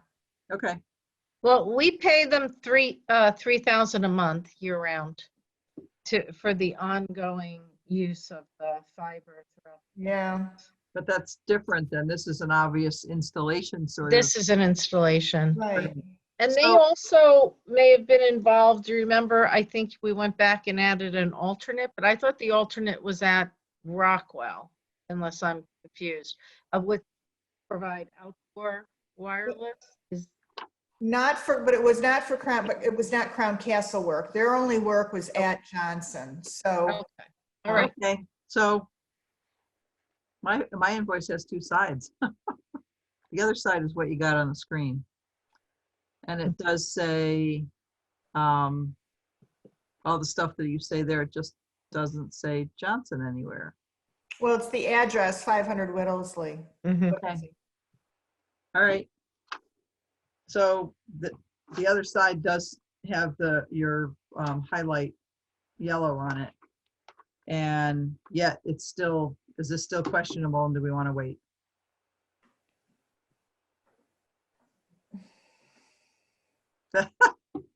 Your guess is as good as mine. Do we want, it says, I know that this is legitimate work at Johnson. because it matches a work order. It's the, Right. for the 9,000. Okay, so The let's rest do of those that. numbers, I'm not sure what they are, and I would have to look and see what they are. Okay, Let's so say the let's, 9,000. all right, so I'll kind of remake my motion or make it more clear. Make a motion that we approve the invoice from Crown Castle, invoice number 661219, dated September 1, 2020. Nowhere on here does it say Johnson, so it's the 500 Whittlesey, like you said, but I'll write Johnson on it. In the amount of $9,110. I'll second it. Then Geraldine will check into the rest. So all in favor? Right? Aye. Opposed? Done. Next I have Enviromed.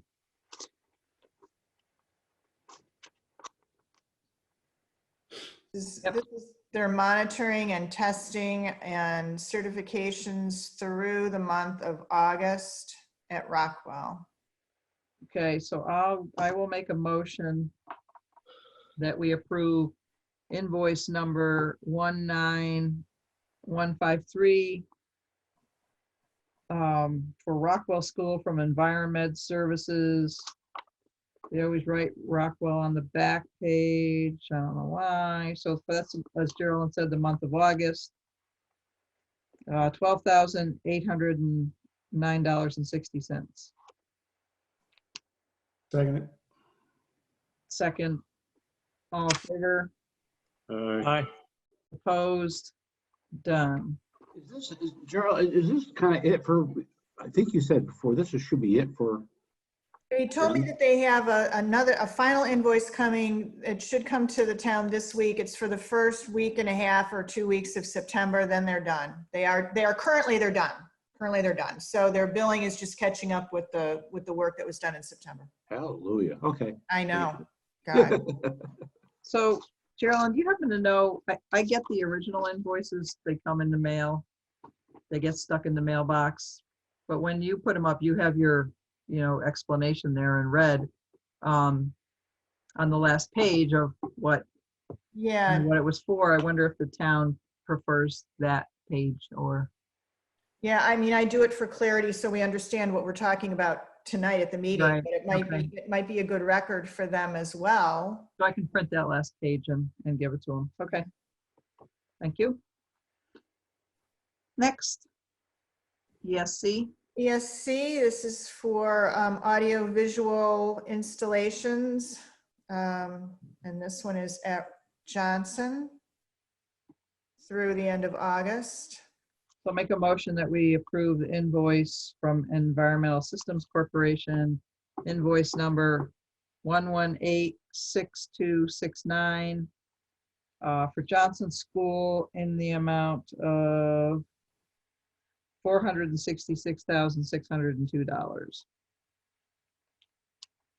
I need a second. Wake up. Ed? Somebody seconded it. All in favor? Aye. Aye.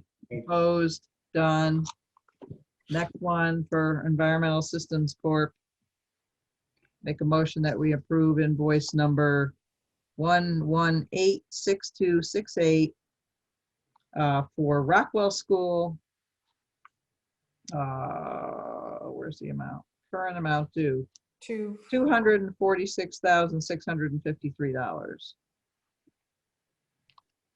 Second. All in favor? Aye. Aye. Opposed? Done. What's next? Next Thousands of pages. is, we've obviously begun to get invoices for furniture. The ones we're presenting tonight, we know are accurate, have been delivered, and do not contain any items that have to be replaced or repaired. So where would you like to start? The next on my pile is in Salco, Okay, in Salco, this is for Johnson, Johnson. and it's the one that's in the amount of, let me see, 6,000, yeah. Yep. All right, so I make a motion that we approve the invoice from Insalco. Invoice number, I think it's 9011 Yep. for Johnson School in the amount of $6,537.92. Second. All in favor? Aye. All right. Opposed? Done. I have another one for Insalco, but that might be if you're still checking on it or something. Yeah, especially if it's for Rockwell. I do not have that, so we'll postpone that till the next meeting. There's one that's just like pages and pages and pages. It's for Rockwell. Yeah. Okay, so you're still working on that. Yeah. Okay. Lakeshore? Make sure. Johnson? Sure. Make a motion that we approve invoice number 110897080 from Lakeshore for Johnson School for carpet and food stuff. Yep. And the amount is $10,619.56. Yep. Somebody want to second it? I'll second it. All in favor? Aye. Aye. Opposed? Done. And we have Lakeshore for Rockwell also. Yep. So I make a motion that we approve invoice number 11101408220 from Lakeshore, again, for Rockwell, carpets and stuff, in the amount of $9,207.36.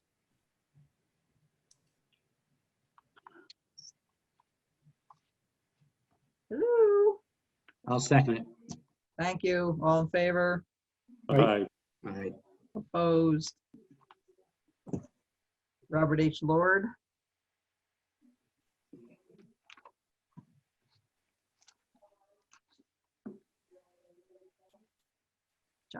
Johnson, cafeteria tables. Okay, tables and stools and things like that, or just tables? Tables. Tables with attached stools. You know how cafeteria tables have those seats attached? Yeah, right. So I make a motion that we approve invoice number 34112 from Robert H. Lord Company for Johnson School in the amount of $27,478.55. I'll second it. Roy seconds. All in favor? Aye. Aye. Opposed? Done. Robert H. Lord, I make a motion we approve invoice number 34113 for Rockwell School. More cafeteria and other kinds of tables in the amount of $32,425.36. I'll second that, Nancy. Thank you, John. All in favor? Aye. Aye. Aye. Opposed? Done.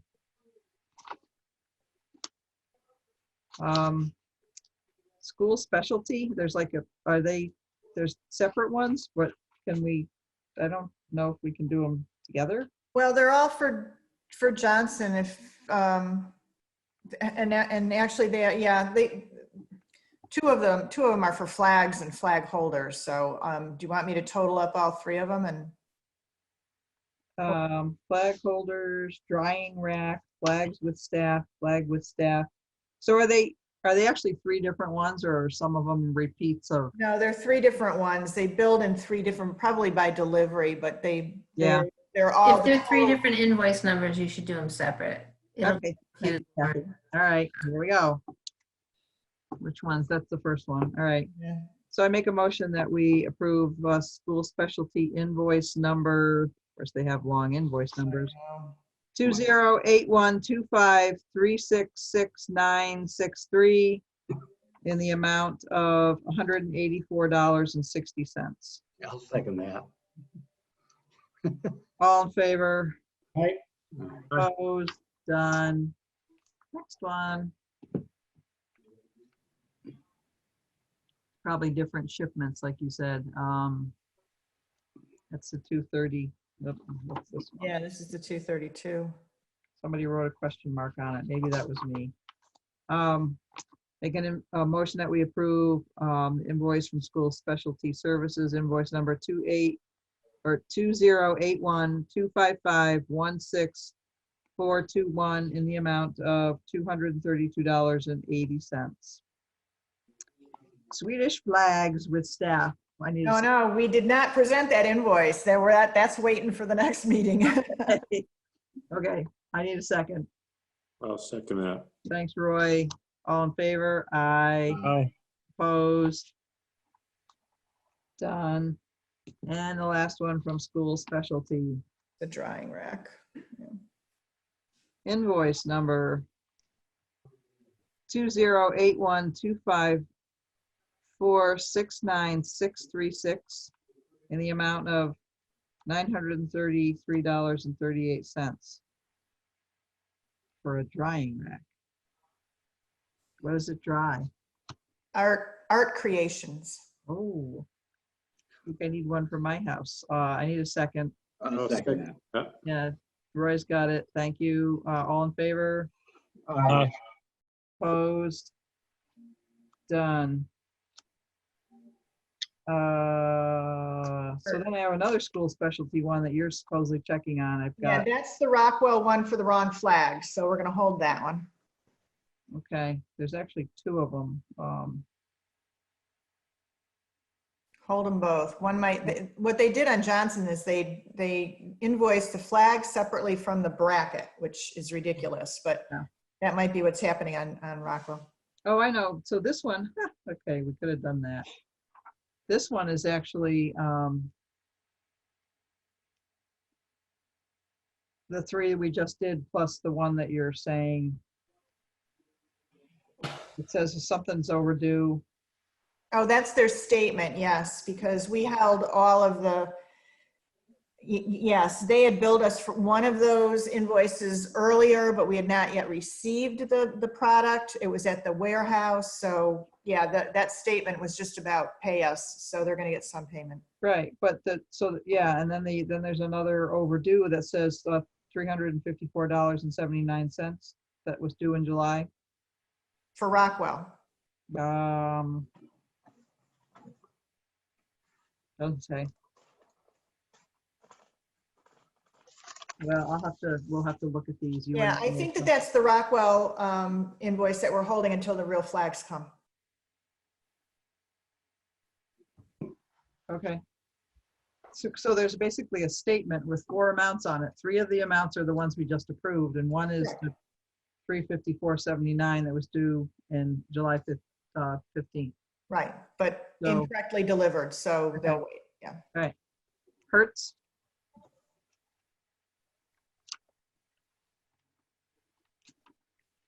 Hertz at Johnson, workbenches and shelving. Okay, make a motion that we approve the invoice from Hertz Furniture. Invoice number, I don't know if that's the invoice number, I guess 2870751 for Johnson School in the amount of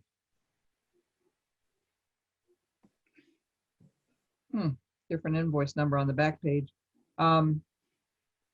Is it for the $4,897.27? Correct.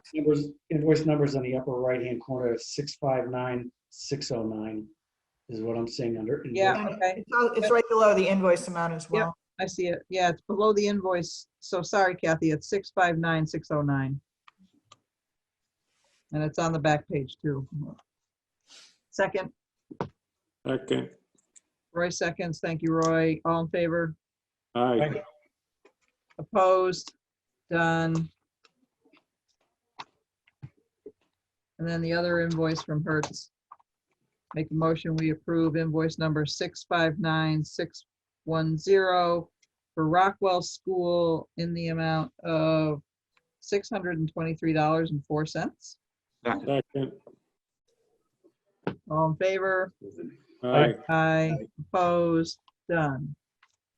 All right, so then there's some that I'm gonna have to give back to Board of Ed, because this one's for the middle school chiller, and then the refrigerator repair, which I think there was a little email back and forth about that, which shouldn't be part of the project. They should have called the manufacturer. Yes? Well, yes, we're still working through punch list resolution on the kitchen equipment. So I think the issue is, Terry, we might need to get together and find out exactly what's not working to prioritize repair and replacement. But in any case, whomever made that call, I'm presuming kitchen, food service staff should be alerted that the new equipment needs to, any issues with the new equipment right now needs to run through the project because it's under warranty, not calling the standard service company to come look at it. So I don't know what to do with that either. We'll figure something out. Okay, should I hang on to it for now? Yes. Or should I give it back to Board of Ed? Terry's not on anymore. Oh, okay. Hang on to it, hang on to it. Okay, And I'll figure out whether there's a way to get that paid. okay. So is that it? Because I got one from special testing today. Yeah, that's it. Those didn't come in time to be distributed, so they'll wait for the next meeting. Right, and the Unselco one, you're still checking, and then I've got both IES and STV, which is for the beginning. Yep, that's definitely October. next meeting. Yeah. Yep, and we did the Perkins Eastman ones last time, right? Hey, Geraldine, how Yeah. much was that refrigerator one? Nancy, I don't have it. $150. Nancy, just send that back to us. I'll put it through my maintenance budget. Okay, Yeah, that's something, if she called it in, if the cafeteria lady called it in, that goes under mine. okay. But we also want to maybe let them know, Bob, Oh, I will. that it does need to be kind of part of the project and manufacturer, all that kind of stuff. But, she was doing what she was used to doing too, so. And we do know that there was an extensive punch list on the kitchens. There were things that were not operating at the time that the kitchen consultant came through. So we're working through all those issues. And I guess I will get to Terry and make sure that if it's something that's absolutely immediate, let me know and we'll track it down through the construction project, so.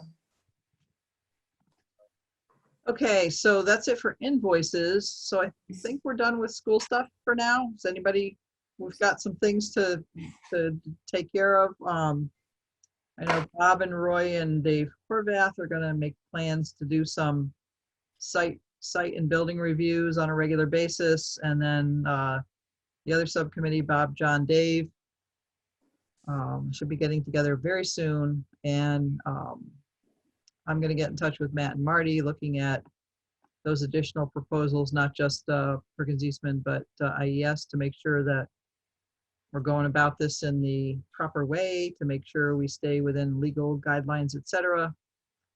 And we have a meeting in October, and I can't think of anything else. Anybody have anything else?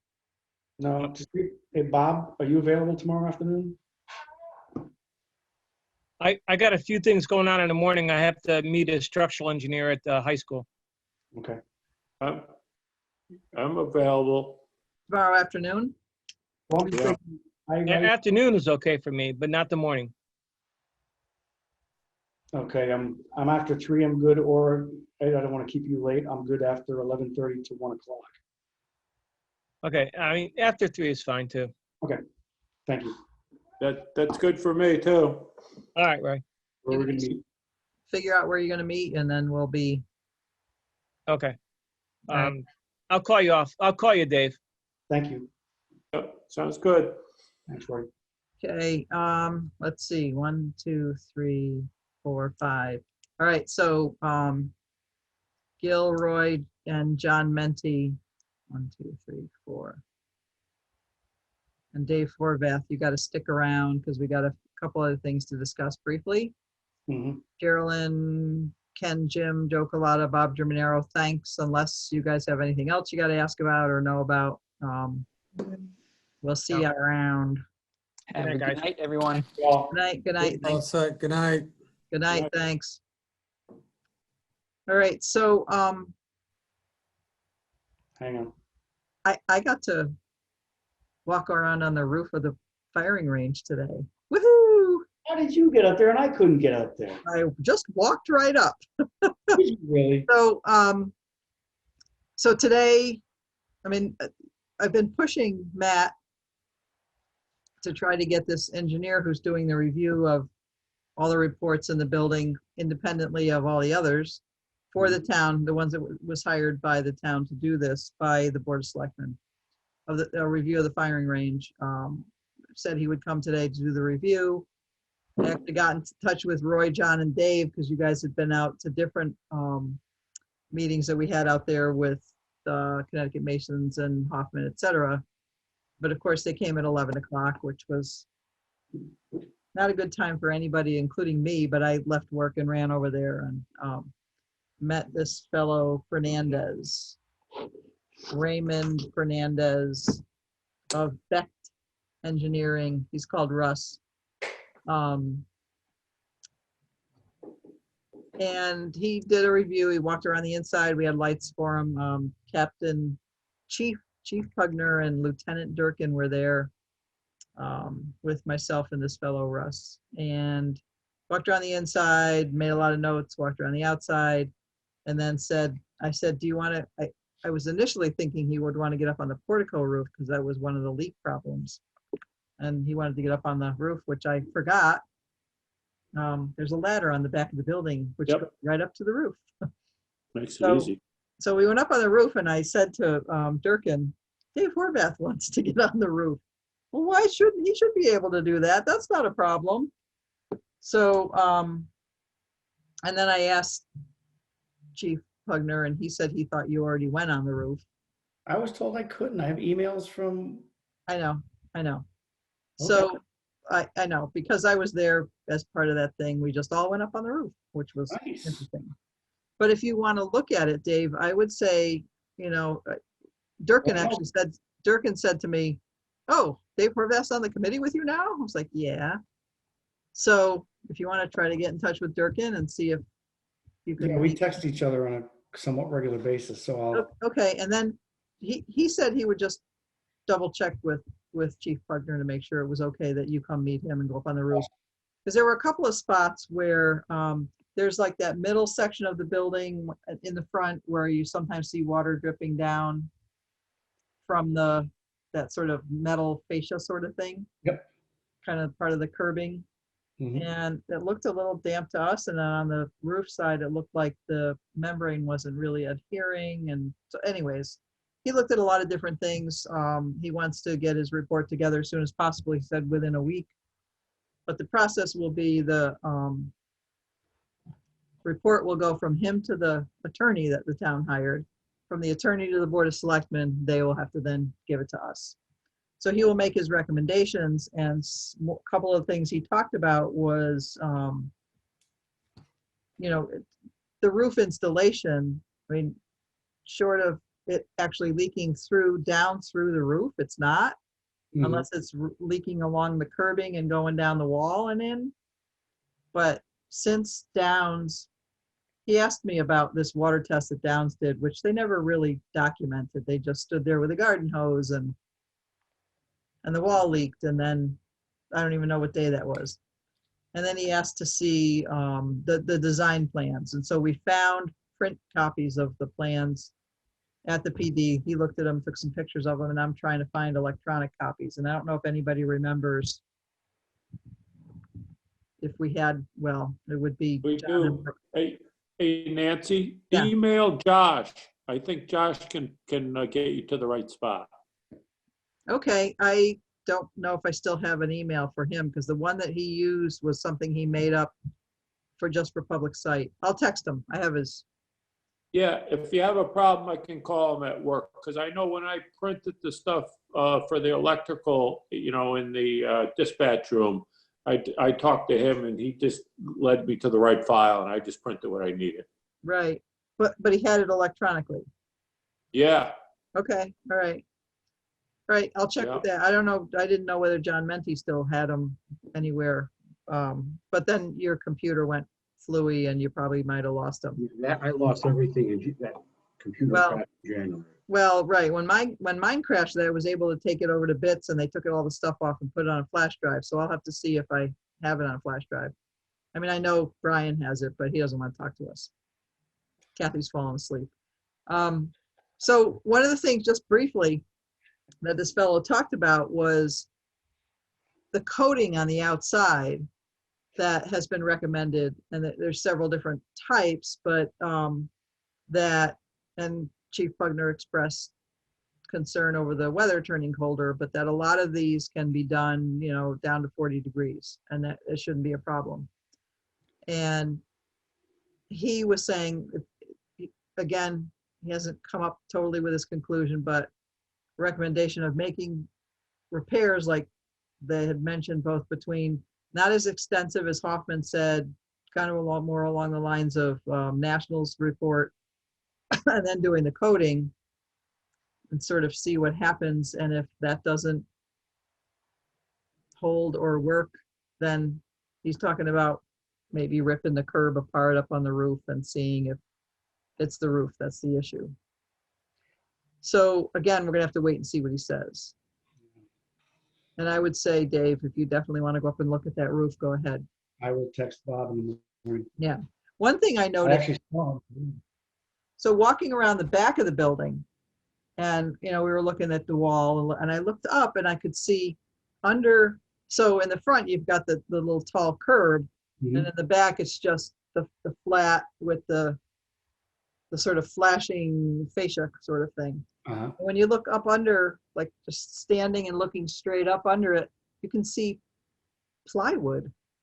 Like there's a plywood fascia behind it, which I don't, so that's why we were looking for the plans. And when we looked at the plan detail, there's no plywood fascia there. It should be just block. Yep. So we're gonna have to, I don't know. He will have to figure that out. Sounds like I'm gonna have some fun when I walk up there. Yeah. Well, definitely look on the back side of the building, the one that faces the track thing, just straight up the wall and underneath, especially towards the middle of the building. Okay. And then I also asked about the flagpole lights, because we had that picture or video of them flashing on and off. I think Ferguson came and did something and they're working fine now. And then there was the drip or the leak in the conference room ceiling, and there were pictures of the roof, and was that detail, and I think it was around an exhaust fan. Mm-hmm. Was that done properly? Blah, blah, blah. Roofer came, did something, hasn't leaked since. Of course, it hasn't rained and I don't know how long. And so the only other thing that I didn't get a chance to check in with Chris Baldwin again on the CO. I do get regular, whenever Kathy sends the agenda out, it goes out to like everybody, including police station project team. So Downs, Brian Humes, etc. And then I'll get an email from Jeff Anderson saying, where are we with the whole firing range thing? And I was honest with him, saying the town hired somebody to do our own independent review, blah, blah, blah. He was saying he's concerned about the weather. I'm less concerned about coating than I am about if they have to do masonry repairs. So we make sure there's decent weather for that. I saw Matt Knickerbocker when I was leaving the municipal center this afternoon. And he is adamant that whatever is done has to be so that it never has to be done again. And he keeps saying this, like, if you're going to coat the building, then it should be something that never has to be done again, which we know isn't going to happen. So I said, the only way you're going to make that building so it never has to be coated again is to put siding on it. And some kind of siding that is, you know, even the hardy plank that's on the building now, that's not going to leak, but it does have paint on it. And that paint's going to get to a point where you're going to need to repaint it someday, so it looks nice. And he always, Matt always points out, he'll point to the municipal center and say, this is a brick building and it doesn't have any kind of coating on it and it never leaks. And the brick is, well, yes, but the brick is a facade in either framing or block, one or the other. Yeah, there's block behind it. There's Yeah. CMU wall behind it. Yep. And Mr. Fernandez there from the engineering company did say, I'm not a real fan of this kind of construction of a building.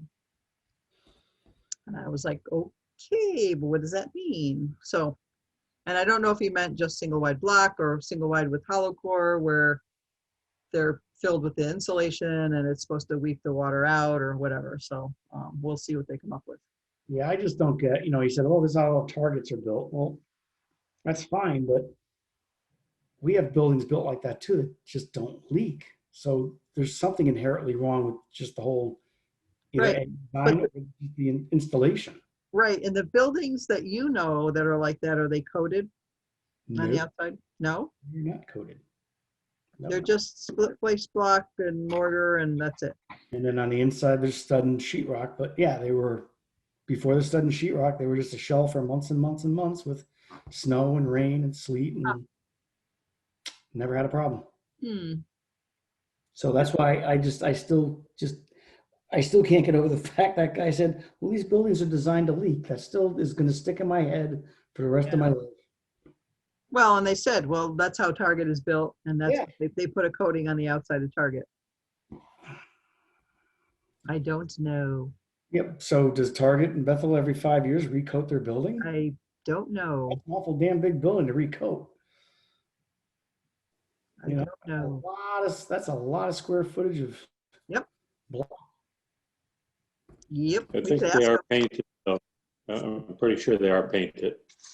Well, it's a paint, like a paint on latex something, Yeah. something, elastomeric coating. Yeah. But Yeah. that's it. It's not done every 5 years. It's a, No. No, Well, I don't know, as they said, every 5 years. I know the initial thing that they were looking at was a 5-year sort of thing, but I think this newer one that they talked about is going to last longer. So, Mhm. and I think, obviously we need to have some say on the decision once this report comes out of what direction we go in, and not have it just made by, I don't know, that engineer, the attorney, and the board of selectmen. So, and put a nice vinyl siding on it. It'll look beautiful. yeah. Well, that's going to mean extending Oh, the roof out and yeah. making some kind of fascia and like that to go out over the siding. So, It's really expensive very quickly. Yeah. yeah. Hey, Nance? Yep. Do we ever, and I completely forgot, this has been so long. Do we ever get a final number in the contingency and what's encumbered yet? Nope. No, because we haven't made any kind of final payment to. Right. That's why I said encumbered money, so. I went back to the last application for payment they gave us, which was, I think, 2 summers ago. And I can't remember when we approved it, but when I'm remembering in all the little charts that have money still owed, they mean down still owes the Masons, I don't know, maybe 5,000 or something. But they also owe Earth Movers something like $40,000. And I don't know if they've paid them or not, because we haven't paid Downs, but Tom, Public Works guy, Villa, what's Tom's last name, Kathy? Villa, yeah. Was having a whole conversation with me months ago because he was trying to get Earth Movers to give him some prices on doing some stuff for the town, and Ed Killian kept saying, but you owe me money. And it's like, not us, it's Downs, get the money from them. Because the last application for payment that Downs gave us was before Earth Movers finished some of the stuff they had to do, like those parts of the sidewalk and, the warning tiles that they had to redo. So that all had to get done before they were going to get paid, but it's done now. So, And I remember, I think we still owe, well, we've gotten a last bill from the architect. It was like $10,000. we owe him $10,000, yes. And he just doesn't. He emailed me a while ago. I forwarded it to all you all. He was like, why aren't you paying me? Yeah. Because we're not done yet. So let's hope that school project doesn't drag on this long. Okay, then. Don't even get me started with that tonight. That was just crazy. I mean, God. Well, here's something that somebody mentioned to me. And why don't, like, maybe we need to make Tony Rizzo come to these meetings. Tell him we're not gonna pay him again unless he comes to the meetings and listens to all this shit. So, Actually, Yeah. Christine and I were DMing back and forth with that okay, well, she messaged me too. because somebody came to me a couple of weeks ago in town who is a mutual friend of mine and Tony Rizzo's, because I know Tony Rizzo not very well, but we're mutual friends, and said that Tony's mad at you. He wants to talk to you. And I said, well, he can come to the meeting because I will not talk to him in private and we can discuss the issues. And the guy said, well, you're lucky that he's not suing the town. I'm like, no, he's lucky we're not suing him. What? Well, I appreciate your not talking offline to him because No, I I know wouldn't. a number of us have been approached by different Rizzo people, like Trippy tried to talk to me back when some other things were happening. And I said, I'm not going to do it outside the meeting. I'm sorry. So, you know, I think we need to stick with that. However, hey, Nancy. yeah, Hey, Nancy, for what it's worth, you know, Jim seems like a good guy, almost, you know, a good problem solver. Yep. And Ken, to me, seems a little bit lost on a couple of these things. And I'm not too sure if we could keep a small group of us and just talk to Jim on where we are, because, you know, it just seems to me that on some of these items, you know, we just have to talk it out. You know, we don't even get the courtesy of getting all the information, you know, that we can even make a decision to even let them loose to say, hey, let's bargain with 50% or whatever it might be. right. We don't even get that information. Well, So, right. But on some level, Roy, we have to think about, like I said, very early in the meeting, at what point does it get discussed here? I know. We're micromanaging the projects, and at what point do they really need to be doing this work, and then just coming to us and saying, here's some issues, we're dealing with it, we just want you to know. I agree with you, Nancy, but in my estimation, things are really messed up. And you know, I'm, you know, just trying to be helpful to close this project up. I think we got to maybe take, you know, the key person, and I don't necessarily think it's you know, Anthony. You know, Jim seems to have a good handle, and maybe he can get Ken to get these items done. But I'm not too sure. But you know, the punch list problems are caused because the building wasn't done on time. I mean, you know, everything is opened up, so you can't have a punch list, you know, based upon the fact that it really shouldn't even been punch list until it got farther along. Well, right, and I think that right, and I think that the punch lists are happening because of poor management of the job. Yeah. So Yeah. well, so there's maybe on the punch list. maybe we need to have a like, if you're going to do your walkthrough tomorrow with Bob, maybe there needs to then be a meeting with Geraldine too, so that we can I mean, come up with some specific Yeah. In my items. company, we call them a come to Jesus meeting. And there's no holds barred. Yeah, yep. You lay it out on the table as politely as you can. Mhm. And this is it. You know, from the day I started on this committee and the day I first walked, the coordination at Rockwell has been garbage. There's been no coordination, in my opinion. Like, it's been absolutely horrible. Mhm. Johnson's been. They're both bad, Dave. They're both bad. I know, but Johnson seems to have been a little bit better than Rockwell, but the guy, whoever's running Rockwell is just, and then you got Ken, who does not have a backbone.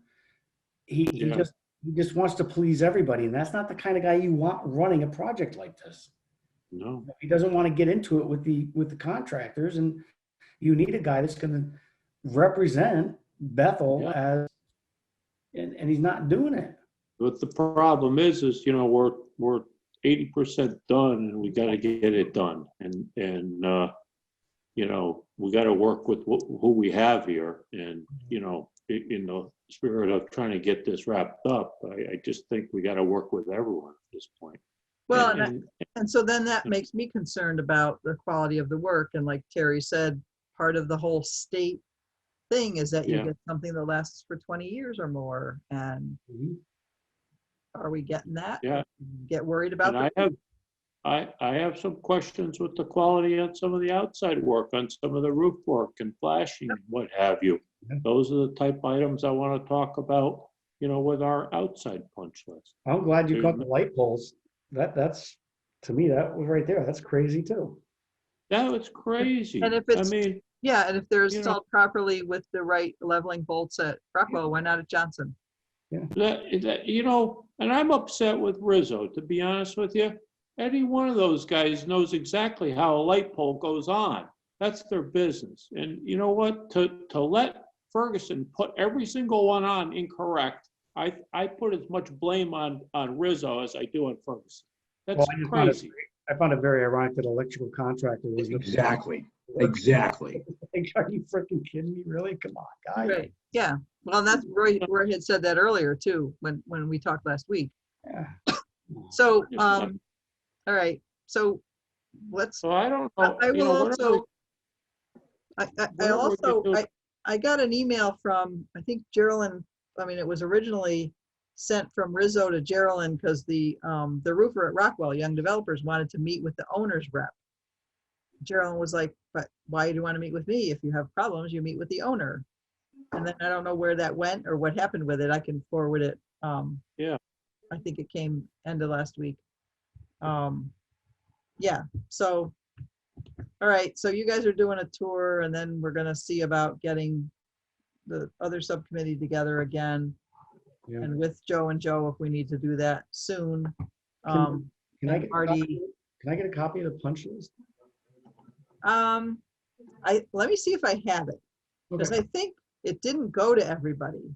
Yeah, But no, I think Christine might have sent it to me and I got it, because I didn't read it. I'll yeah. check and if I did get it, I'll send it out to all of you. I want to compare it to what I have. I want to see what their punch list is compared to what I do. Did you make your own punch list? Is that what that is? Yeah, I've had my own punch list for years that I've adapted from. Oh, okay. I thought you meant for the project. Okay. Oh, no, this is All just. right. Yep. I'll look for those and try to send it. But we need to stop soon because we have to all get up and go to work in the morning. Kathy's waiting. Kathy's like, yes. I have to sign all this shit and bring it to Kathy, so. How about if I make a motion, we adjourn? Kathy, Look at Kathy, she's smiling. look, her cat's on a counter. She's like, just. I'll second that. Oh, you All cat. in favor? Aye. Aye. Done. All right. Okay. Thank you, Thank you. everyone. Thank Have a you. wonderful evening. You too. Yeah.